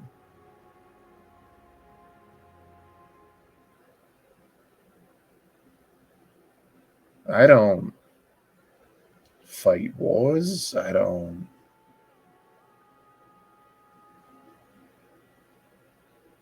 make plans to destroy military installations. I sure as shit don't lose my limbs.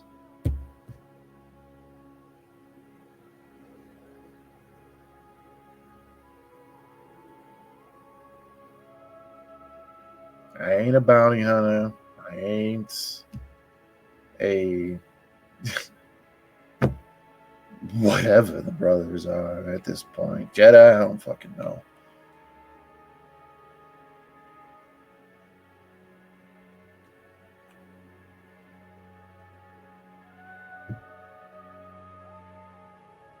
I'm just another blue collar guy with a gold skin.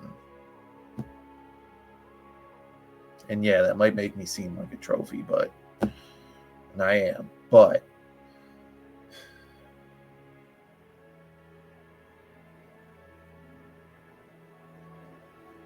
how the hell am I here?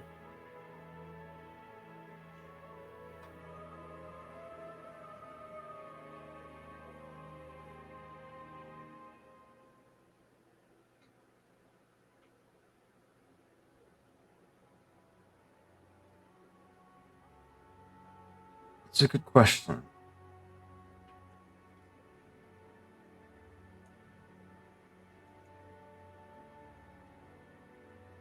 I'm not formally trained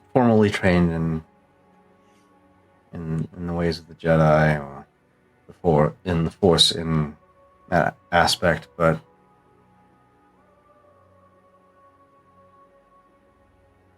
I've learned some things in my time. in regards to my relation to my connection. You mean with that bartender back on Moshadam? That's a different type of connection. The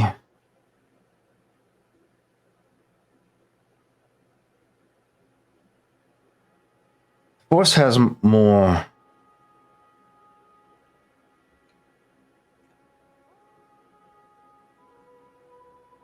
the Force presents more challenges to those that can handle it. I think the Force chose you because it sees greatness in you. That you'll be able to overcome the trials that are set before you, be it predestined or not.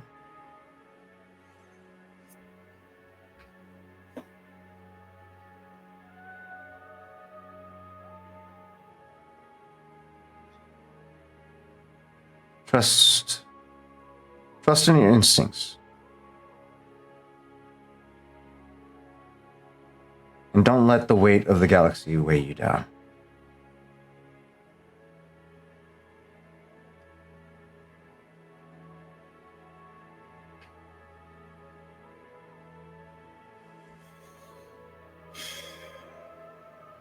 My instincts.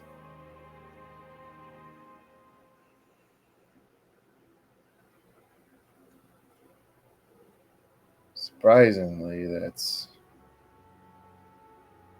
not flying to the last known location of the nullifier.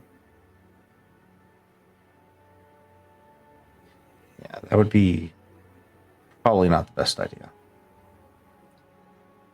Surprisingly, also, it's not loading dock up in the Chimera and trying to make my way to Coruscant. But that was my instinct at some point. Oh, kind of talked me out of that one.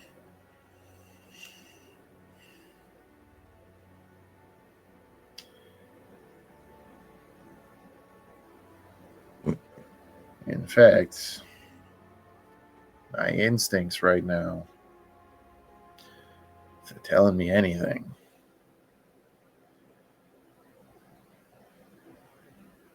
it's that those two knuckleheads are going to make the right call.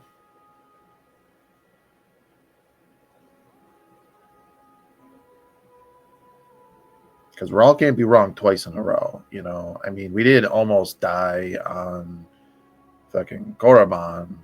Like, really almost die. It worked out, didn't it? Not shut up, you're not here. Like, it was really like bad for a lot of us. Like, I was very much so bleeding everywhere. Yeah, that was not a pleasant experience. Nah. And also, if I may, the Empire is very bad at their jobs. Jesus, you got the Force thing too. These guys do. I guess Dove does. But I thought that they got rid of all. Like, not that I want them to, but like they said they did, and like it you know, maybe I expected one or two, but there's like a dozen of you guys now. I mean, we can't exterminate the Force. I mean, obviously. But they did. I don't religion, so. Effectively, the Jedi are gone, as far as anyone is aware. Are they? I mean, I met 4 people in the galaxy in the past so long, and 100%. You know what? Let's be honest here. 6 people ish. Even out of 6, that's still 66%. like 66 in order to have this whole thing. Well, I can attest for myself that I am no Jedi. Yeah, semantics, whatever. I don't know what. Why can't I think of the word? Why can't I think of the word? Context. Give me context. In religion, like there's Christianity, then there's Roman Catholic, then there is like Sex. Oh. Sex. not sex. Uh, Pantheon. Pantheon. No. So he's just gonna say like whatever it is. I don't know what denomination of Jedi you might be there you go. or anything like that. It's what No offense. Denomination. Ego kind of chuckles a bit as he turns to make his way off of your ship. I'm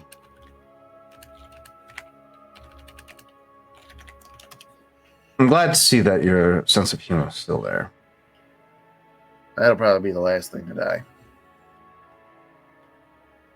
Yeah, not gonna lie, you gave me a bit of a scare with the whole blaster to the temple move that you did. I thought you just said I was funny still. That was an interesting move, but I'm glad you're still with us. You know what? So am I. Now, before I go, just a quick question. Do you know if Oho's seeing anybody? I mean, half as many people now. With that, Ego makes his way off the ship.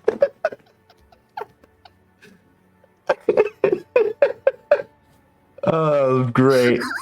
That was fucking great. Yeah. Perfect cliff note. What a perfect cliff note. I like that one. It's funnier because his name is Spanish for I.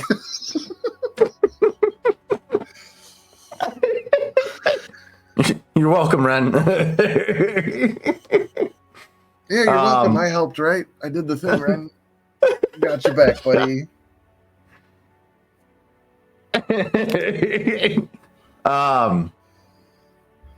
So yeah, our scene transitions from the interior of the Northwind Chimera to the exterior, as we can see from the potholes in the exterior hull of the ship, a plasma flash as Chav goes back to making repairs to the Northwind Chimera. The plasma flash right before that, as it's zooming out, and Ego's walking away. Chav just goes, "What'd I say?" Our scene will return back to the exterior of the Temple of Edith with the brothers. I think at this time Dove would probably make her way out to the two of you, and just inform you that Dr. Kratala's status is seemingly improving as time progresses. Probably makes a comment about the fact that there is a notable difference in the connection to the Force here. Actually, that's a good point. That's a good starting point for a conversation with Dove.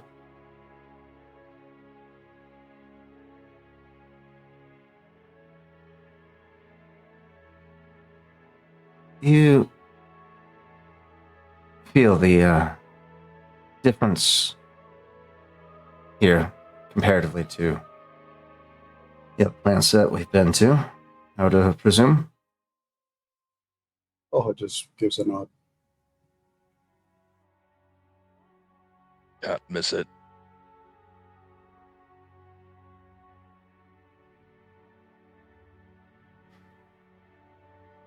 What does it feel like to you? Like an overflowing cup.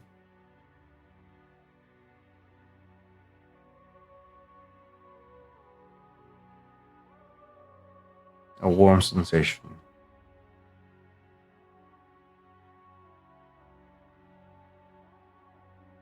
Like this place is overflowing with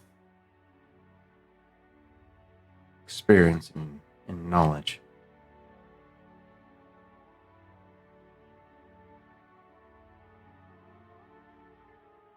Do you plan to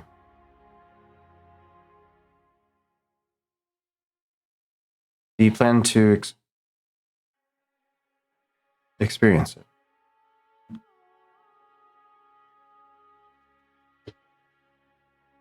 We can feel it calling to us, but at the same time, I don't think we can ignore the fact that it is not safe with these many ships, these many people, and these many wounded to stay here.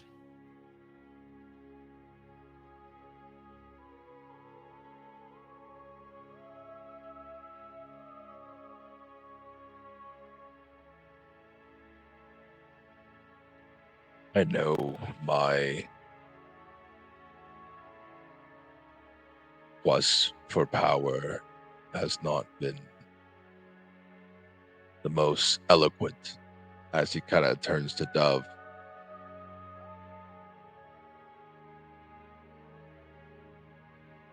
That there is something here. It's different than before, different than Korriban.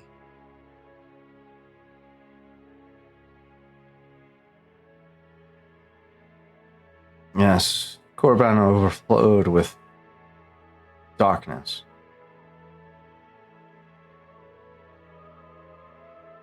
This place feels different. Like a still water over an open sea. Exactly.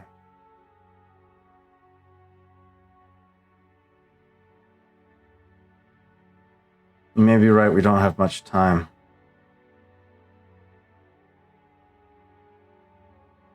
As Dove says this, Rawl blinks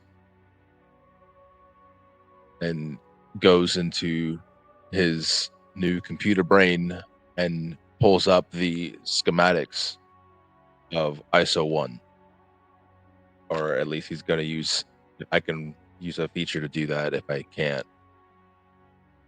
That's fair. What are you trying to ascertain? Trying to see if there's how much they can fit inside ISO 1, what they have. So, like, if the Chimera is grounded, the Mandalorian ship needs to go in ISO 1.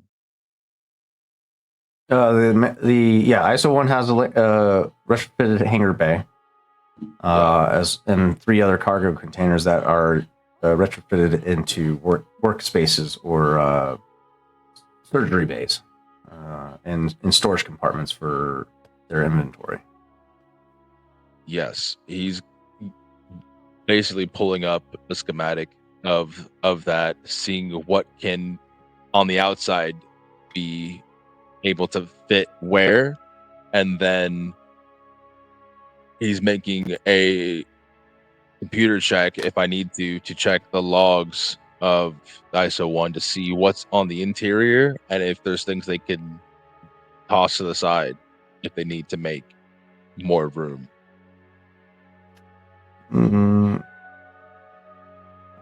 For the Mandalorian ship?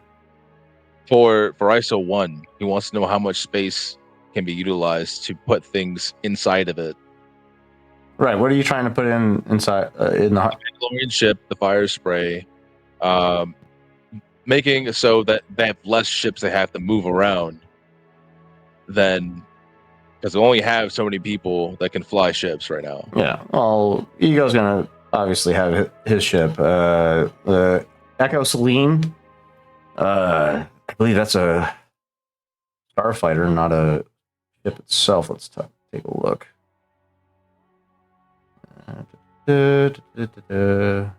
Oh no, did I delete the Echo Celine? I think I did. Oh no.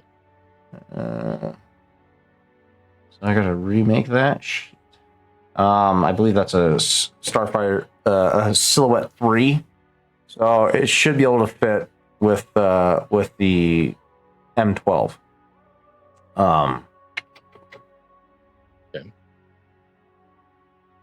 Can the VCX fit inside the ISO one? How Hell big is no. it? Okay. It's not that big. Awesome. Yeah, no. I mean, there's side docking ports where the VCX could port with ISO 1, but yeah, no, you're not putting the VCX inside of ISO 1. If I port with if I use the dock port, can I control it as one ship? It would be effectively locked in place with VCX. So yeah, you could pilot it with the VCX attached. However, you still have at least half the crew of ISO 1 still on board with the ship. The rest have probably fled. Right. We haven't like this is all just Raw trying to preemptively try to get a jump on what he needs to do next. So yeah, while all that is going on, he's thinking, okay, how many casualties do we have? How many survivors we had? Do we need to go and convince these guys to come along with us?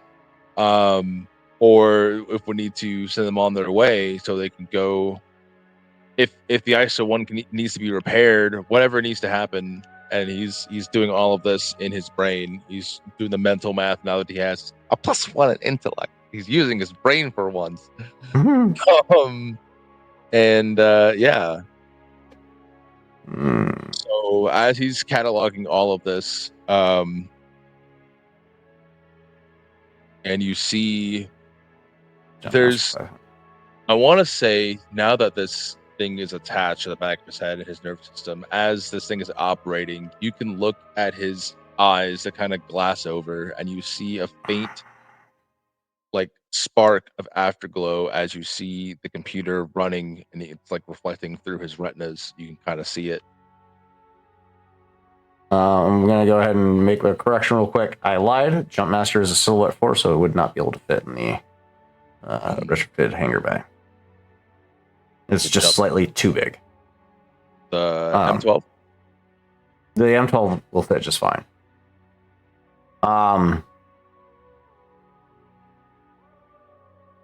Yeah, you're getting the dimensions of the landing bay, as well as how much ISO 1 would be able to support with towing another ship docked to it. Flying it out of the atmosphere with a ship with the VCX attached to it is going to be a bit of an endeavor, as you know, gravity plays a factor. It'd probably be easier to do in zero gravity in space, but here on the planet, it's you're putting undue strain on the dock ports locking mechanism. He's just getting all this to move locations. ISO 1 should have its own pilot, right? It has its own crew, yes. Right. Albeit half of its crew, because the other half fled into the tree line. Well, yeah. So, like, and some of them died. Can't fly, correct? It can fly. Okay. I was planning all of this on the impression that it couldn't, based on context clues. But if it can fly, then well, I mean, that's information that Rawl is not currently aware of. So, yeah, you're running through the scenario in the context that should the Nathman Chimera not be serviceable, you're trying to come up with contingencies for that. Right, because he saw the hit the chap took, and that looked pretty bad. She tanky. I would say that probably all the approach that all would have at this point is the going back to check on people, like Ralph can check with Dove and everybody else that it's at the platform, or can go back to check with Chav and Ego, make sure that all the ships are functional enough, so that once we figure out are they functional, okay, we got to move. Okay. All right. So yeah, ships are functional. The crew aboard the ISO 1 are very anxious at this point. I mean, their president is dead. At least one of them.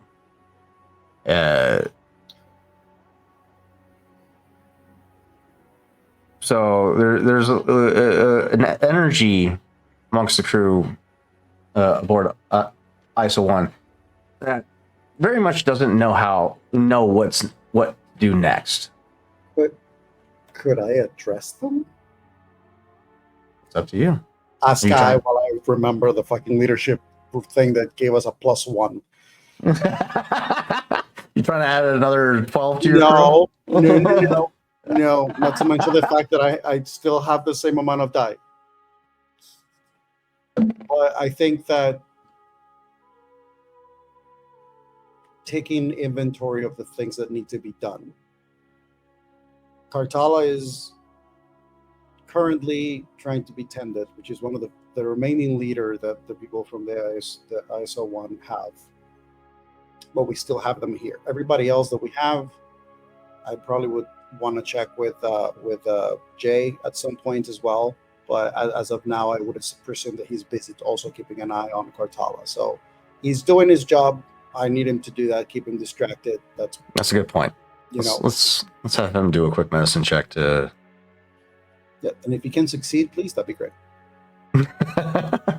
Let's bring him onto the table. Have him take over care of Dr. Kratala. Still a hard difficulty. He's got a boost die from B4. Things are improving with Dr. Kratala. With as Jay is brought aboard the VCX to oversee care for Dr. Kratala. He was originally busy with dealing with the injured from the battle previously, and then you guys brought him back to the VCX to oversee the VIP of Isotech since Rom is gone, and he takes over and treatment progresses well. He is in a more stabilized and comfortable state. Wounds are closing and everything. So I would say that Ojo probably is just thinking about the fact that it's like, of all the people currently involved in this situation, the only people I don't know well enough or that are not directly involved with our group are the people in the ISO.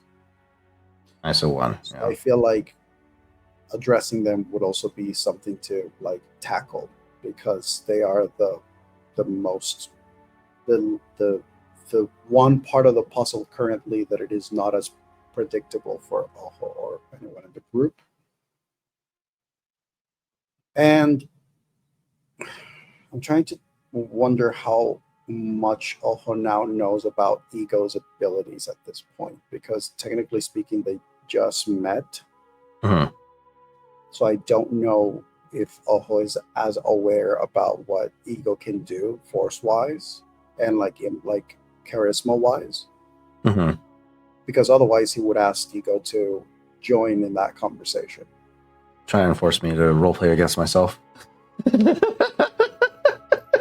We can keep it without it, so that to streamline the circumstances.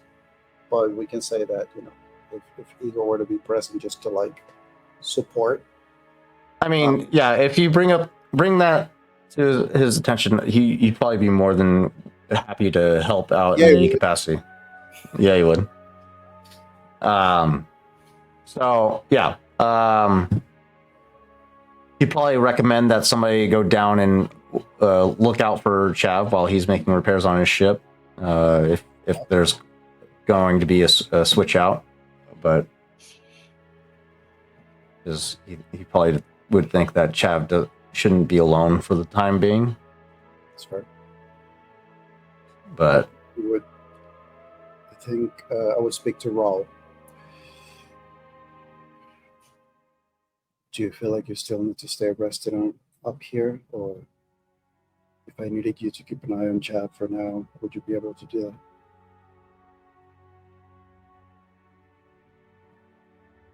Oh, there is valuable stuff down there. I can try to see what else is there. There is a ion thruster that we'll be able to take from one of the fallen ships. My thoughts are we are going to be adding that to the rebellion chassis that we're going to be offering them once we meet them. Interesting. See what I can do. Do you remember if your Mandalorian ship has like a traction ion beam? I don't think that ship has that kind of stuff. So I'm pretty sure that's a like a one person ship, not meant for anything utility based. what ship are we? Oh shit. I'm looking. Oh, the M12. Yeah. Yeah, that's a starfighter. It doesn't have tractor beams. No. The Also- fire spray does. Also, just saying, the M12 has a silhouette of 4, so it is one size smaller than the Hell. Nephilim. So okay, maybe the Echo Selene could fit. How on the? That's a The fire big ass spray. starfighter. The fire spray is a silhouette of 4. Why Core Atlas just bro? I would say it would probably be able to fit 2. That's I mean, All right, we need to look up this M12 Yeah. to figure out what's going on, because the T3C shuttle is a silhouette of 4. yeah, these. I mean, the silhouettes are like a general Yeah. measure for the ships. They all have different lengths and whatnot. I think the M12 just qualifies barely as a And just silhouette based on the design, that maybe the reason why it's a silhouette of 4 is because of the wide spread of the wings. Yeah, possibly. Not necessarily because But- of the ship itself being big, but because of the fact that if you were to put it like in a box, if the box were to fit something like smaller, but because of the shape of it, maybe it just doesn't fit. And it's fixed wings, so it doesn't fold or Doesn't whatnot. fold. But we'll tackle that behind the scenes for the time being. 'Cause we're still deliberating on plan of actions and whatnot. So yeah, for if it's expediting, and everybody's in agreement, Raul will be sent to trade with Ego to keep an eye on Chav, and then Oho would go check with the ISO crew with Ego intel. Okay. Raul, would you be inclined to oblige? That being said, the only ship that has the tractor beam is the Chimera and the VCX and ISO 1. But ISO 1's, he's not going to move that right now. It's not under his jurisdiction. So he's just going to. The Chimera does not have a tractor beam. The fire spray does. The fire spray does. Oh, okay. Then Raul is gonna see if he can borrow the fire spray from Ego, and go down and to help move that duster. Or if we want to say that happened while I was talking to Raul, and maybe we already got that settled, so you can just work with Chav. Okay. Works. When Ego was working. Then yeah, he's going to leave from the med bay.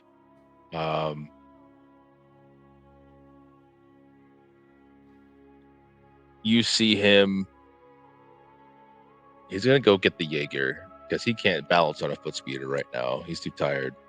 And he pulls it out of the VCX. As he gets on, he looks over at Oho as he goes to go talk to the ISO 1 techs. And For some reason, he gets a superimposed flash image of grandmother Tolson as he remembers how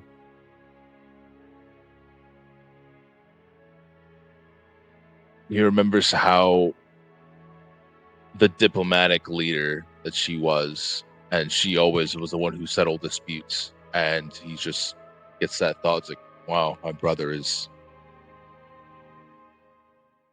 kind of resembling her a bit there. And then he gets on his bike and heads down the mountain.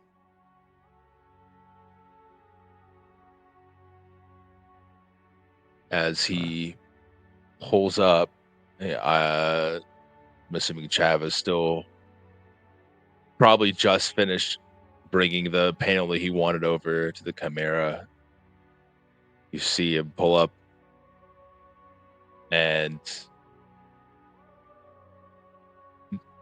normally you would see him hop off his foot speeder, and he's a spry little spring chicken about it, and you see him struggle to slide off of this bike.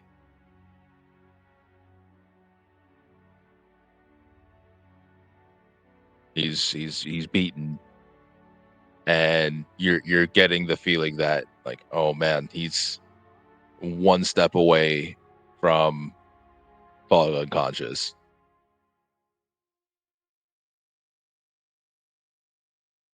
I hear you are busy. I saw the hit earlier the Chimera took. Is she all right? He kind of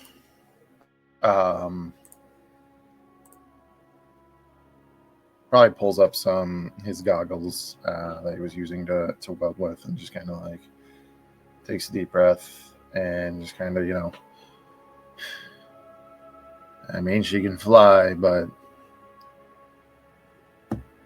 she ain't gonna be right as rain for several days, maybe week. Trying to see what kind of patches I could do right now.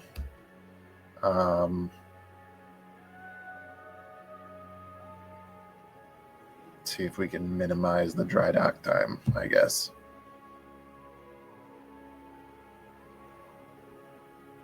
I'll see what I can do. And you see him lean forward and place a hand on the ship.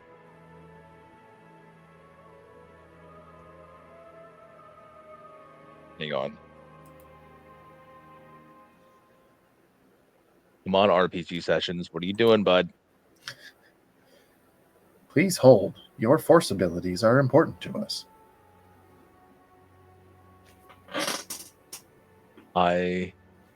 Screaming.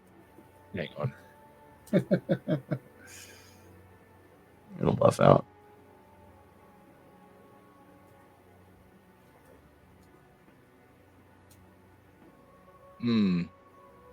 Well, we're just gonna pantomime this then.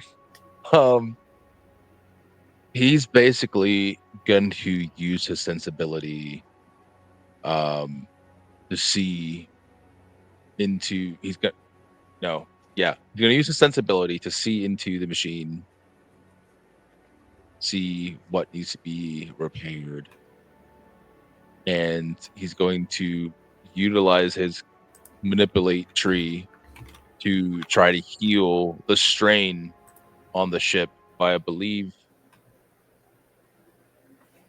can commit two force die, but it's not loading. I don't know. Okay. As you're familiarizing yourself with the Nathman Chimera, you do take note. You do take note that the frame on the starboard section of the Wayfarer or the Nathman Chimera is warped. The blast impact did a significant amount of damage to its frame, to the point where you guys will be leaking atmospherics at an increased rate until that warping is fixed. And so, in layman's terms, you'll be burning twice the amount of consumables during travel in space.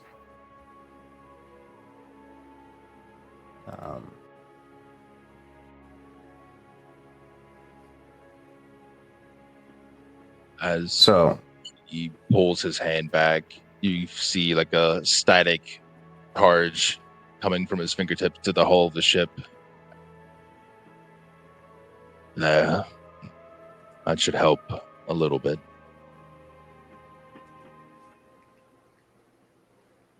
all right. Wait, Well- what you poked it. What do you mean? Look at your data pad there. I'm sure you have what needs to be fixed.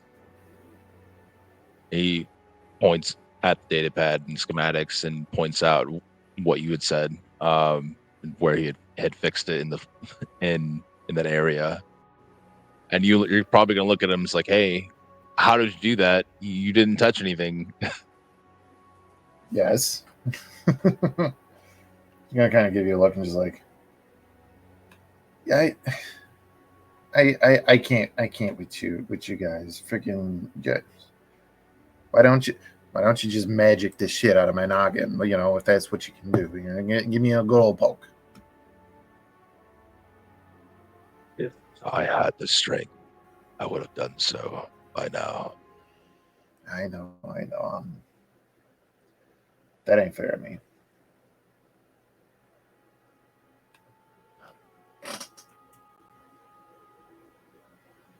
I'm not Is that going the to s- sit here and question your feelings right now. We've all been through hell. Yeah.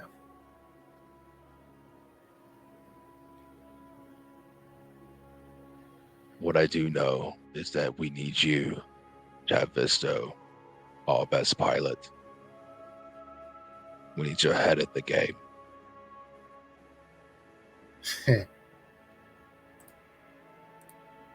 Oh, that wasn't the pun. Okay. I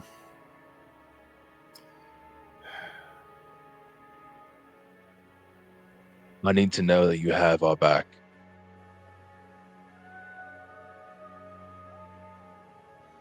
I need You know I to always know have you back.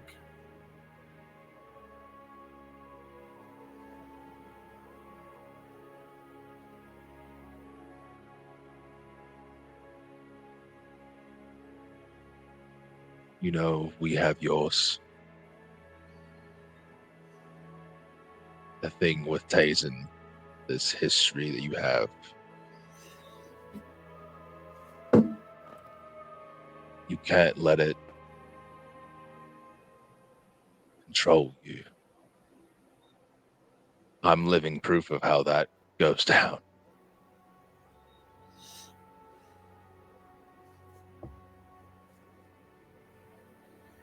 So do as I say, not as I do.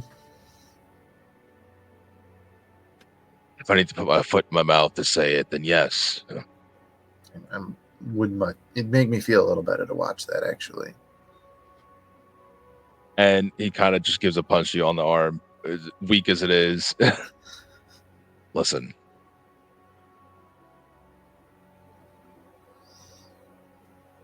Whatever you need to do, we're with you. But let's get it done. Well, all I got is the job now, don't I? It's all there ever is. The job. Yeah. Sucks, don't it?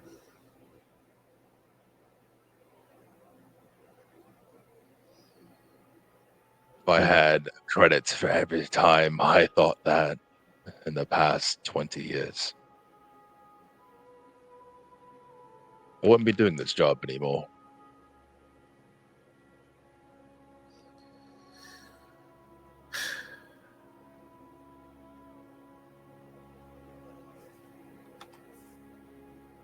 All right.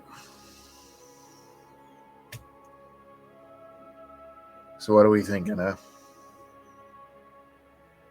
Well, Oho thinks we need to move. Probably not a bad idea. We are too exposed. Right now, he is talking to the survivors of ISO 1. Yeah. And I need to think about how to explain that as he gestures up to the top, to the ship, to his sister, to explain how her brother got embroiled in our mess.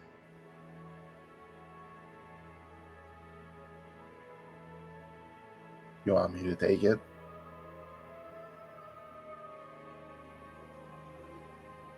Never been one for words, so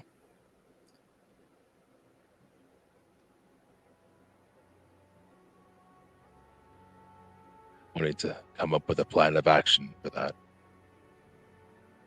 For now, though, can she fly?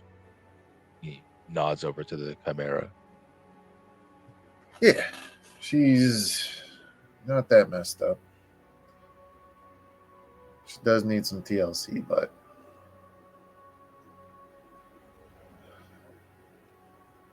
I don't know. Honestly, best bet would be to get her to Nar Shaddaa, leave her dry dock for a little bit, get somebody who I can pay the, geez, I don't know, $5,000, maybe get her fixed up, take a week or two. That's just because I trust the people on Nar Shaddaa. Fucking hive of scumbag and villainy that it is.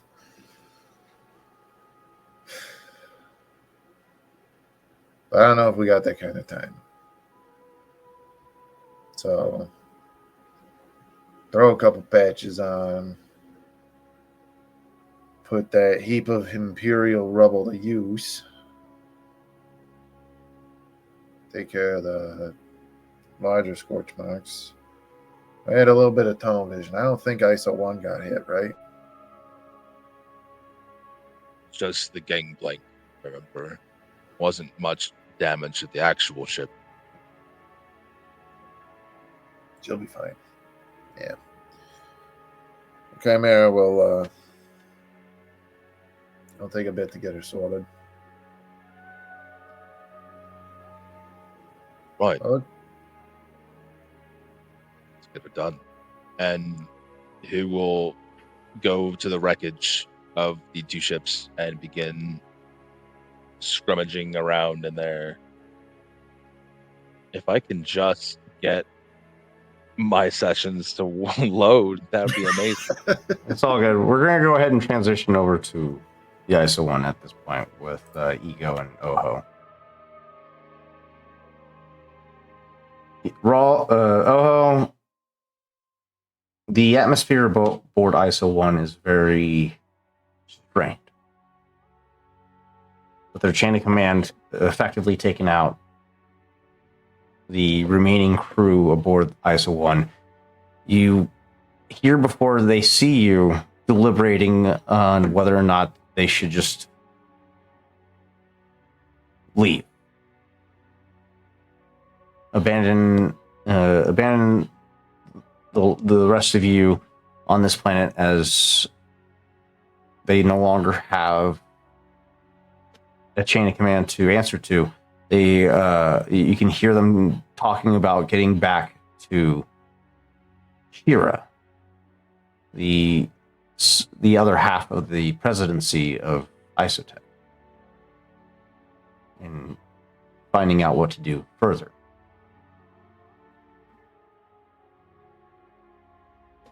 It's at this point that you make your way onto the bridge with Ego as a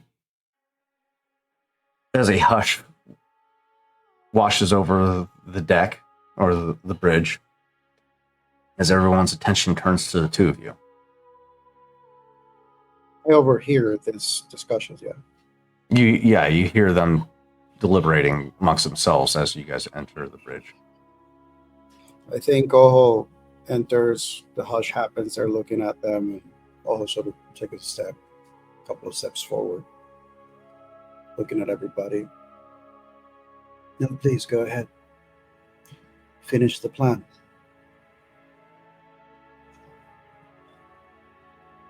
Let's see. I need a crew. Give me a crew. Let's see. Let's do general NPCs? Combatants, maybe? Pirate crew, that works. We'll go with them. Yeah, pirate crew works. Do 6, as you are only working with half of the crew of ISO 1. All right. For the audience, please ignore the name pirate crew, as it's not really a crew of pirates. It's just a crew of employees for ISO 1.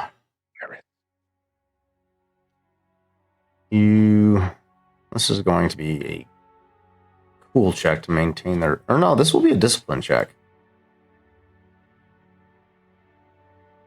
Average difficulty.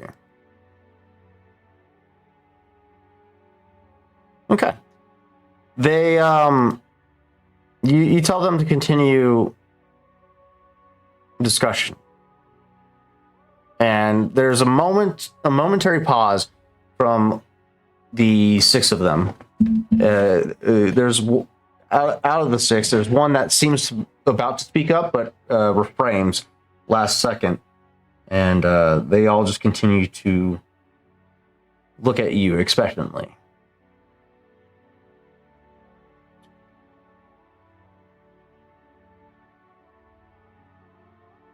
Just by the raise of hands, who among you has never before witnessed the troubling exercise of power from something like the Empire before?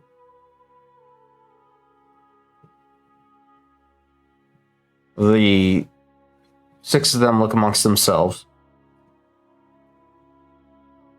and one by one, they sheepishly raise their hand.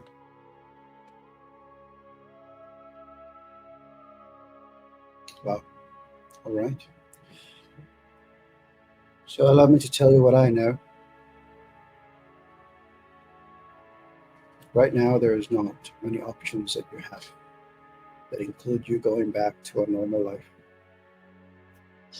There's actually only one.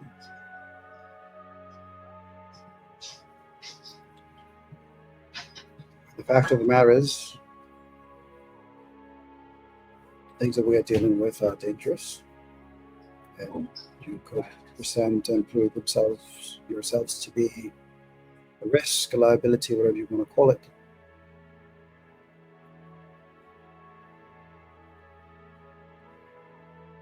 I do not want to downplay the fact that you are scared.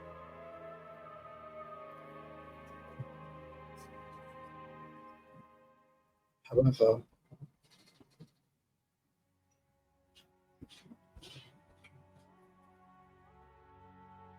here's what I offer if you are wishing to leave here and try to return to your duties.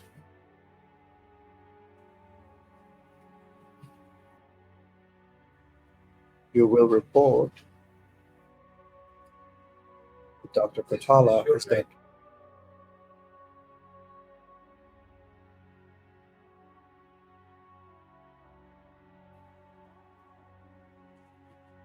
You report to the rest of the ISO that Kratala didn't make it, and you are returning for future instructions.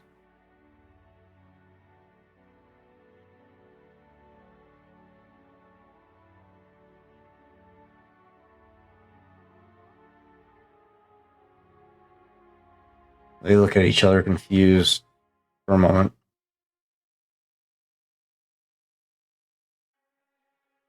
He's saying that she's still alive. No. I'm telling you what you must do, first and foremost, to ensure that when you live here, if you choose to leave and try to return to your life,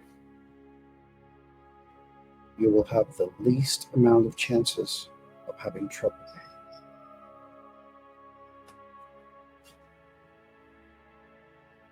You can stay, you can linger, but to be completely honest, me and my friends, we are not the most upstanding citizens. We are not heroes. We are not rebel leaders trying to stand for a big cause.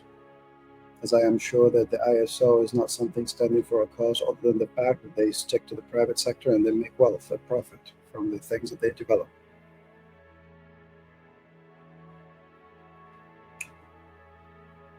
As of now, we cannot stay here. So we are intending to move. Try to find a safer place. You have the option to choose to follow, or you can just depart now, share your information, the loss that you have suffered, and rejoin your people. The one thing that I want to ask all of you now is, how good is your conviction?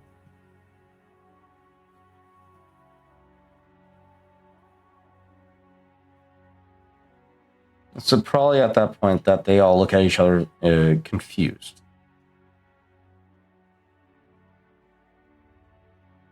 Not sure what the intent behind this question is supposed to, what type of response it's supposed to derive.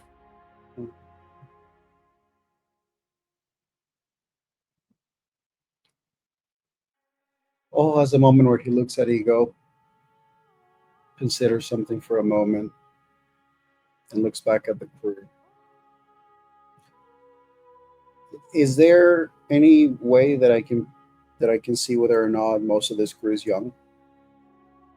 They're all varying levels of experience. There's crew members and a couple of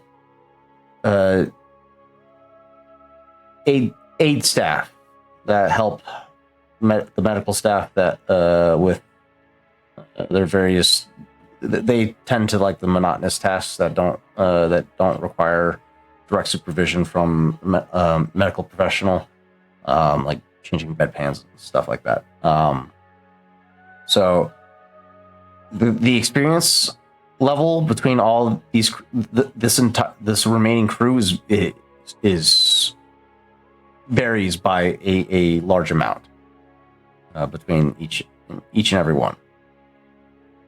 So some of them are young in comparison to the others. I would say there's probably one that stands out the most with the most experience, who appears to be a bridge officer, or operates in the capacity of a bridge officer. Definitely address him then. Do you have any protocols when you find yourself boarded or restrained by hostile forces? I'm going to do something I haven't done in a long time, which is I'm going to roll a random species generator, see who you're interacting with. Bardotten. Let's see what that looks like. Bardotten. Oh, it's the species that Jar Jar Binks interacts with in Clone Wars. The princess that she rescues, or that he rescues. Sentient species of scaled reptiles native to the planet of Bardota. Proud and independent people who are reputed for their mysticism and attention to spiritual matters. The individual that stands before you, blue scaled with orange irises, pronounced neck, elongated facial structure, carries himself with a level of, albeit shaken, confidence. He turns to the rest of the crew and giving them a reassuring nod before turning back to you. Sorry, can you repeat the question one more time? I got distracted by the description of this character. Do you have any protocols for when you are restrained or engaged with That's right. officers? Protocol requires us to return back to Isotech headquarters. Report on any loss of personnel, preserving any and all inventories as needed.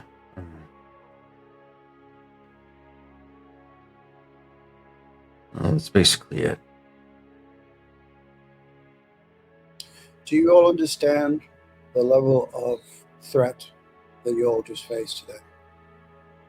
That is a serious question. Yeah, this is the first time that we can honestly say that we've been in direct contact with the Empire. We usually do our best to avoid Imperial entanglements. Shiro will have questions, for certain. And what will be your answers?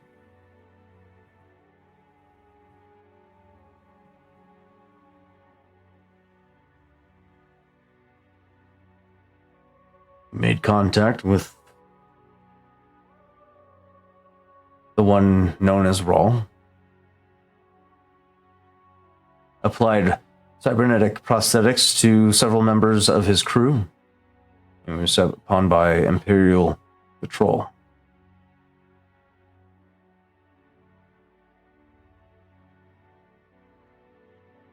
We lost President Rom and Dr. Kurtala in the exchange. And who was responsible for that death?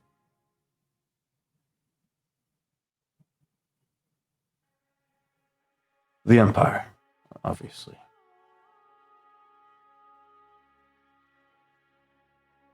But something tells me Shira is probably going to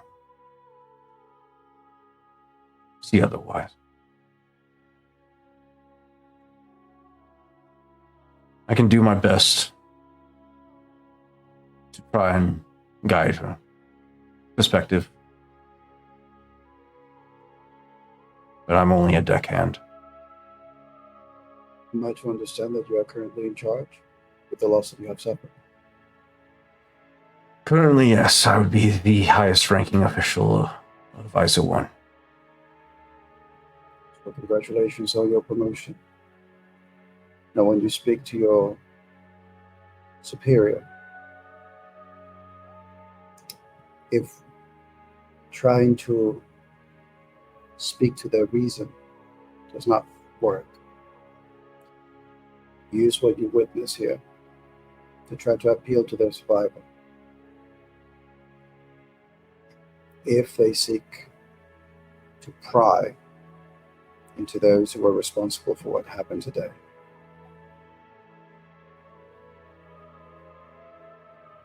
what you saw today is very small compared to what they could do. Do you understand? I do.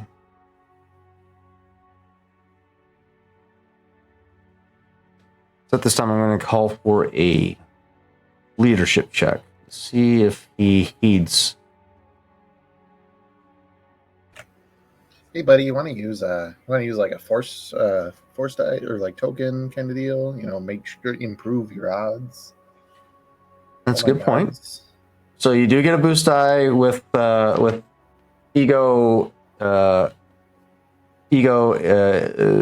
presence. Mm-hmm. I'm gonna see if ego has any abilities that would help supplement. as well. Can Raul do a kickflip? I can. That will help. Mechanically Were I speaking. there?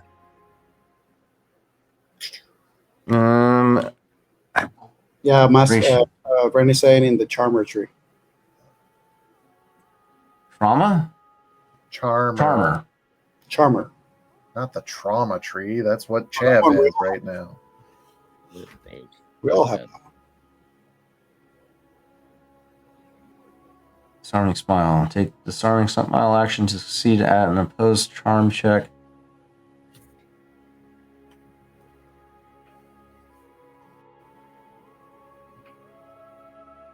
Okay.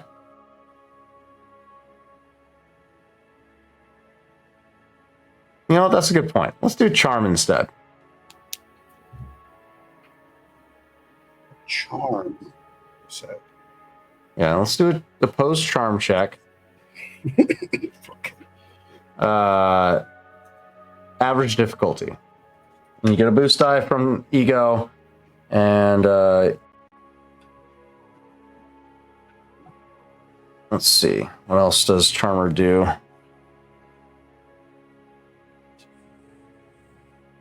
Ooh, congenial. May suffer a number of strain to downgrade the difficulty of charm or negotiation checks, or upgrade difficulty. Blah blah blah. So yeah, you could take a point of strain to downgrade it from an average to an easy check. Getting close to the end of the session, so I'm going to take one of the light sides, if that's okay with everybody. For the road? One for the road? Let's do it. Yeah. Might as well. What the heck of Might it? as well. Might as well. You know, why not? You know, I mean, For what's the worst that could happen? We adopt 12 people. 1 success, 2 threats. Nice. We have some brand new members of the Rebel Army. Nah, that would have been if you got like 75 advantages, Triumph. and 3 triumphs. This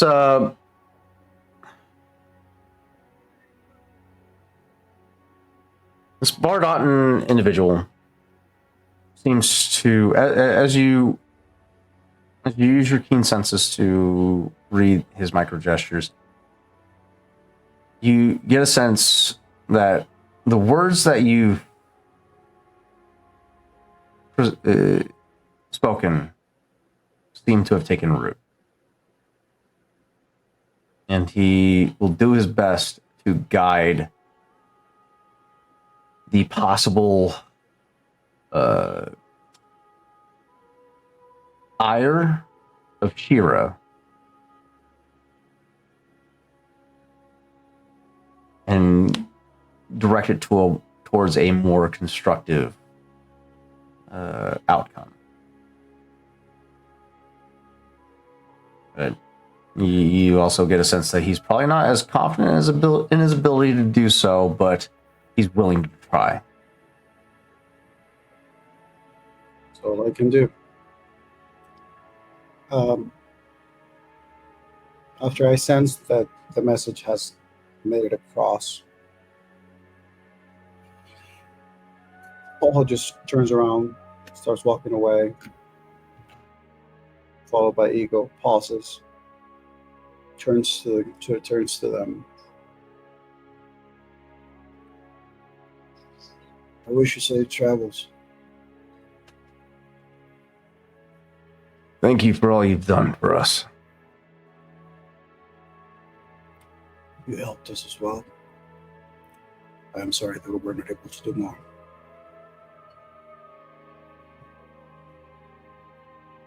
We'll cover the body of Master Ra. Bring him back to his sister.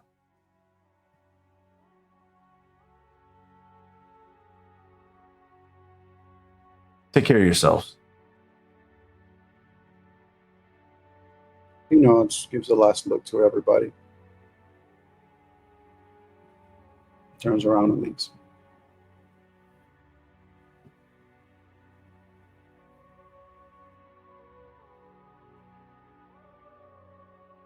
The ship, the ISO-1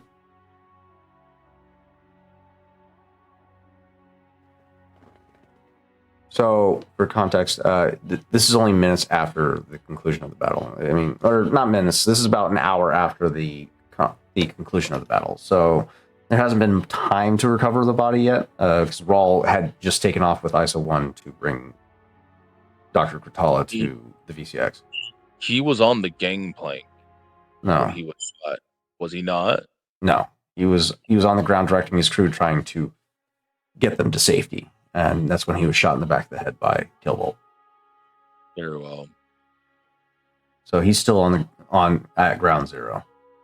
Raw would probably see his body because he's currently going through the wreckage. Yeah, you guys probably would. Those of you at ground zero probably would have, dressed the bodies and whatnot by this point.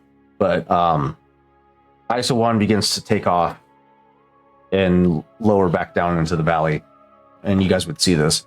But Ego accompanying Oho. You think that'll what you said will help? I'm just trying to buy us time.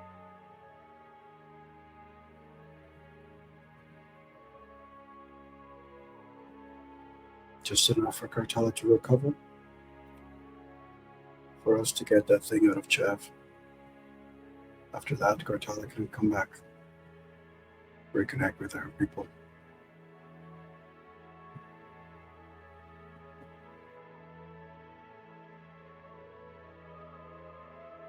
You think Kira's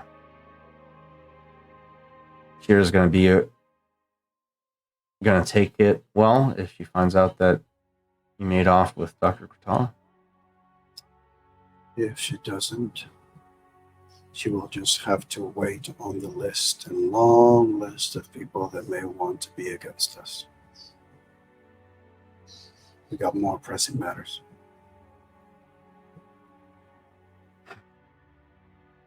Raw's many enemies.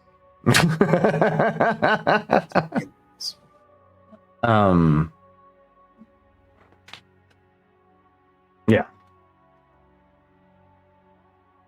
So at this time, as everyone concludes their tasks, Ego and Oho on the platform of the Temple of Edith, Chav and Rawl assisting with the recovery efforts of the deceased of ISO 1.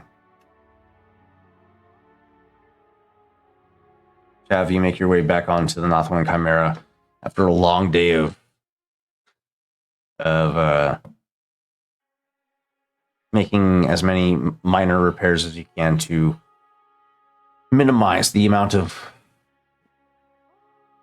loss of consumables or fuel in atmospherics for the Northwind Chimera for long distance travel.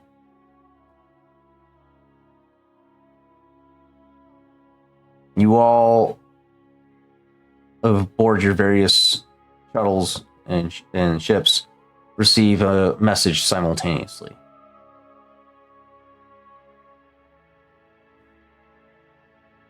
The sender, scrambled by military technology,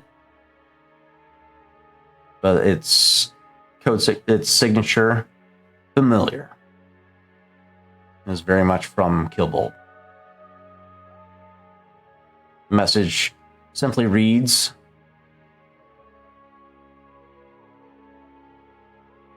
Bannistar Station.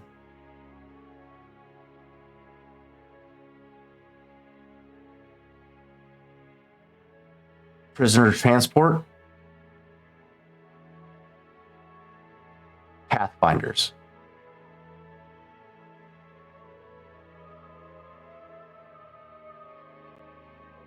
And final line, rescue operation.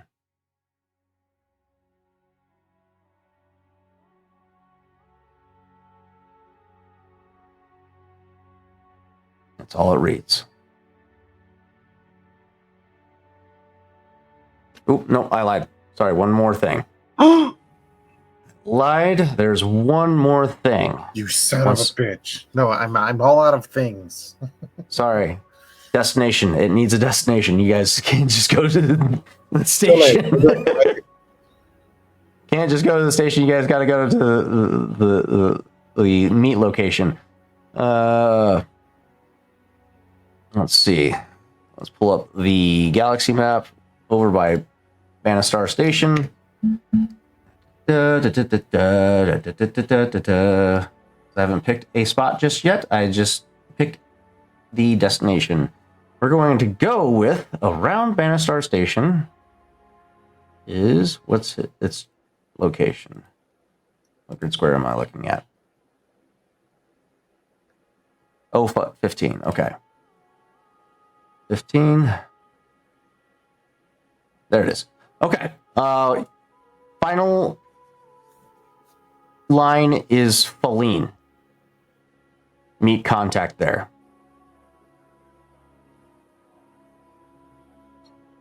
How far away is that? From your current position at Deveron, a straight shot is only 1, 2, 3 grid squares. Oh, 2.5 grid squares if you're going directly to Banastar. If you're using hyperspace lanes, you gotta go back towards the core world to Corellia, and then back down hyperspace lane 2, which is Corellian Run. So that would be 1, 2, 3, 4, 5, 6, 7 grid squares.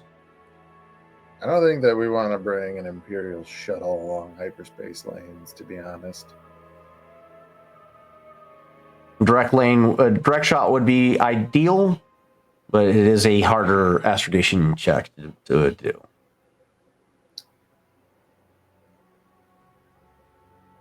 Nothing crazy, but yeah, it's a harder check. I have a thingy for astrogation. What do you help me do? And you also have a droid at your disposal too. I do? Scuttle.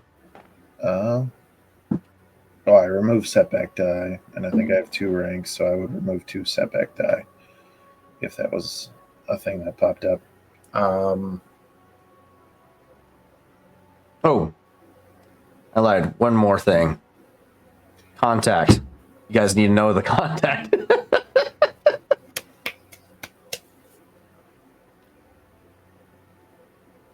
Name is Kesh. Kesh.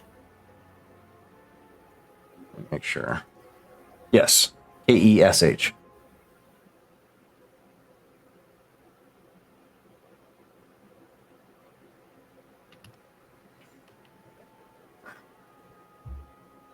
So on the planet of Pauline, you're looking for a contact by the name of Kesh.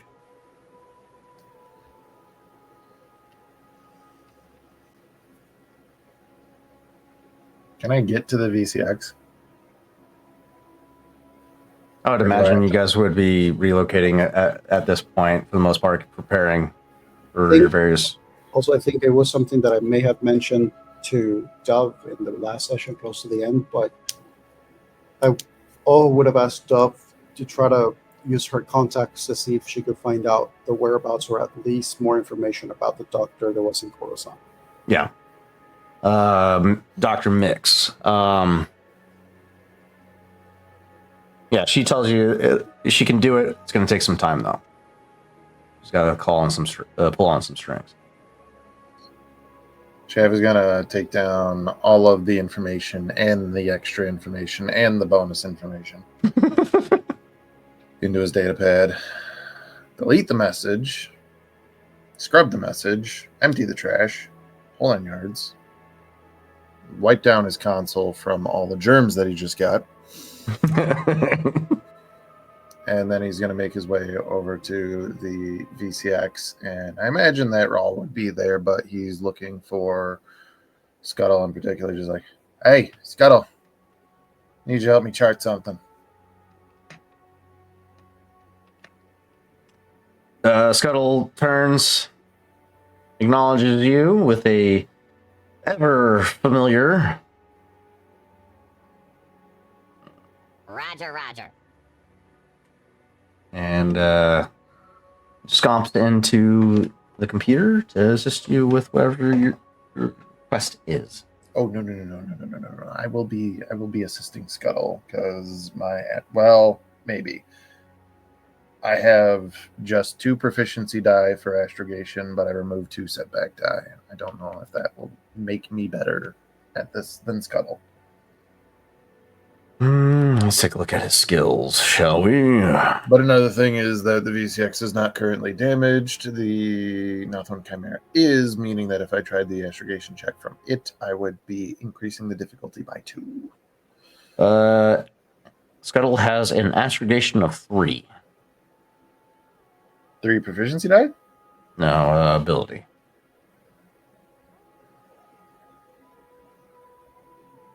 More dice, better odds. If there are setback die, can I remove them? If he's the one performing the check. Yeah, absolutely. But I don't think there would be any setback. What are you trying to do again? In my opinion, mathematically, he's got the better roll. Mm-hmm. I want to help him try to chart a direct shot. Plot a course for you. Okay. Yeah.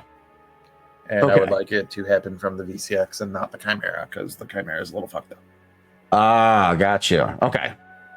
So you're trying to chart the course through a not fucked up ship to then copy Lower the that said difficulty. information to transmit over to the not when to see circumvent. all of the vehicles technically, but yes. You're finding a way around it. I like it. I like it. I love it. I want some more of it. We'll go ahead and make this at a easy difficulty. Boost die with your help. 2 boost? I have 2 proficiency die. 2 boost die. All right. Okay. Easy difficulty. Give him the token. I want to shave all the time off I can. If the Northwind's leaking fuel. Okay. Sounds good. We'll upgrade 1 ability die to proficiency with the light side token, and we'll roll. Hey! Oh! Bam. That's what we needed. Scuttle. Damn. Okay, Scott.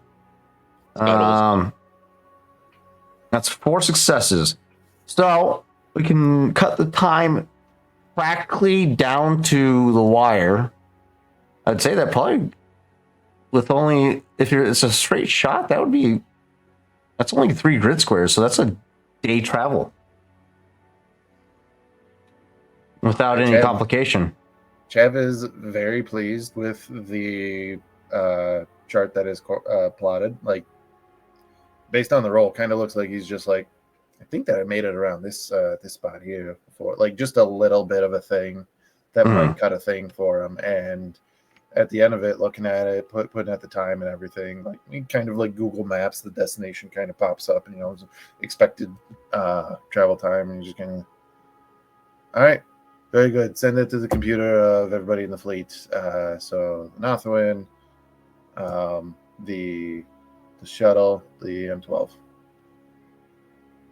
Also, the Echo Saline and the Fire Spray. You pull up the star map. No. Please. That was wicked.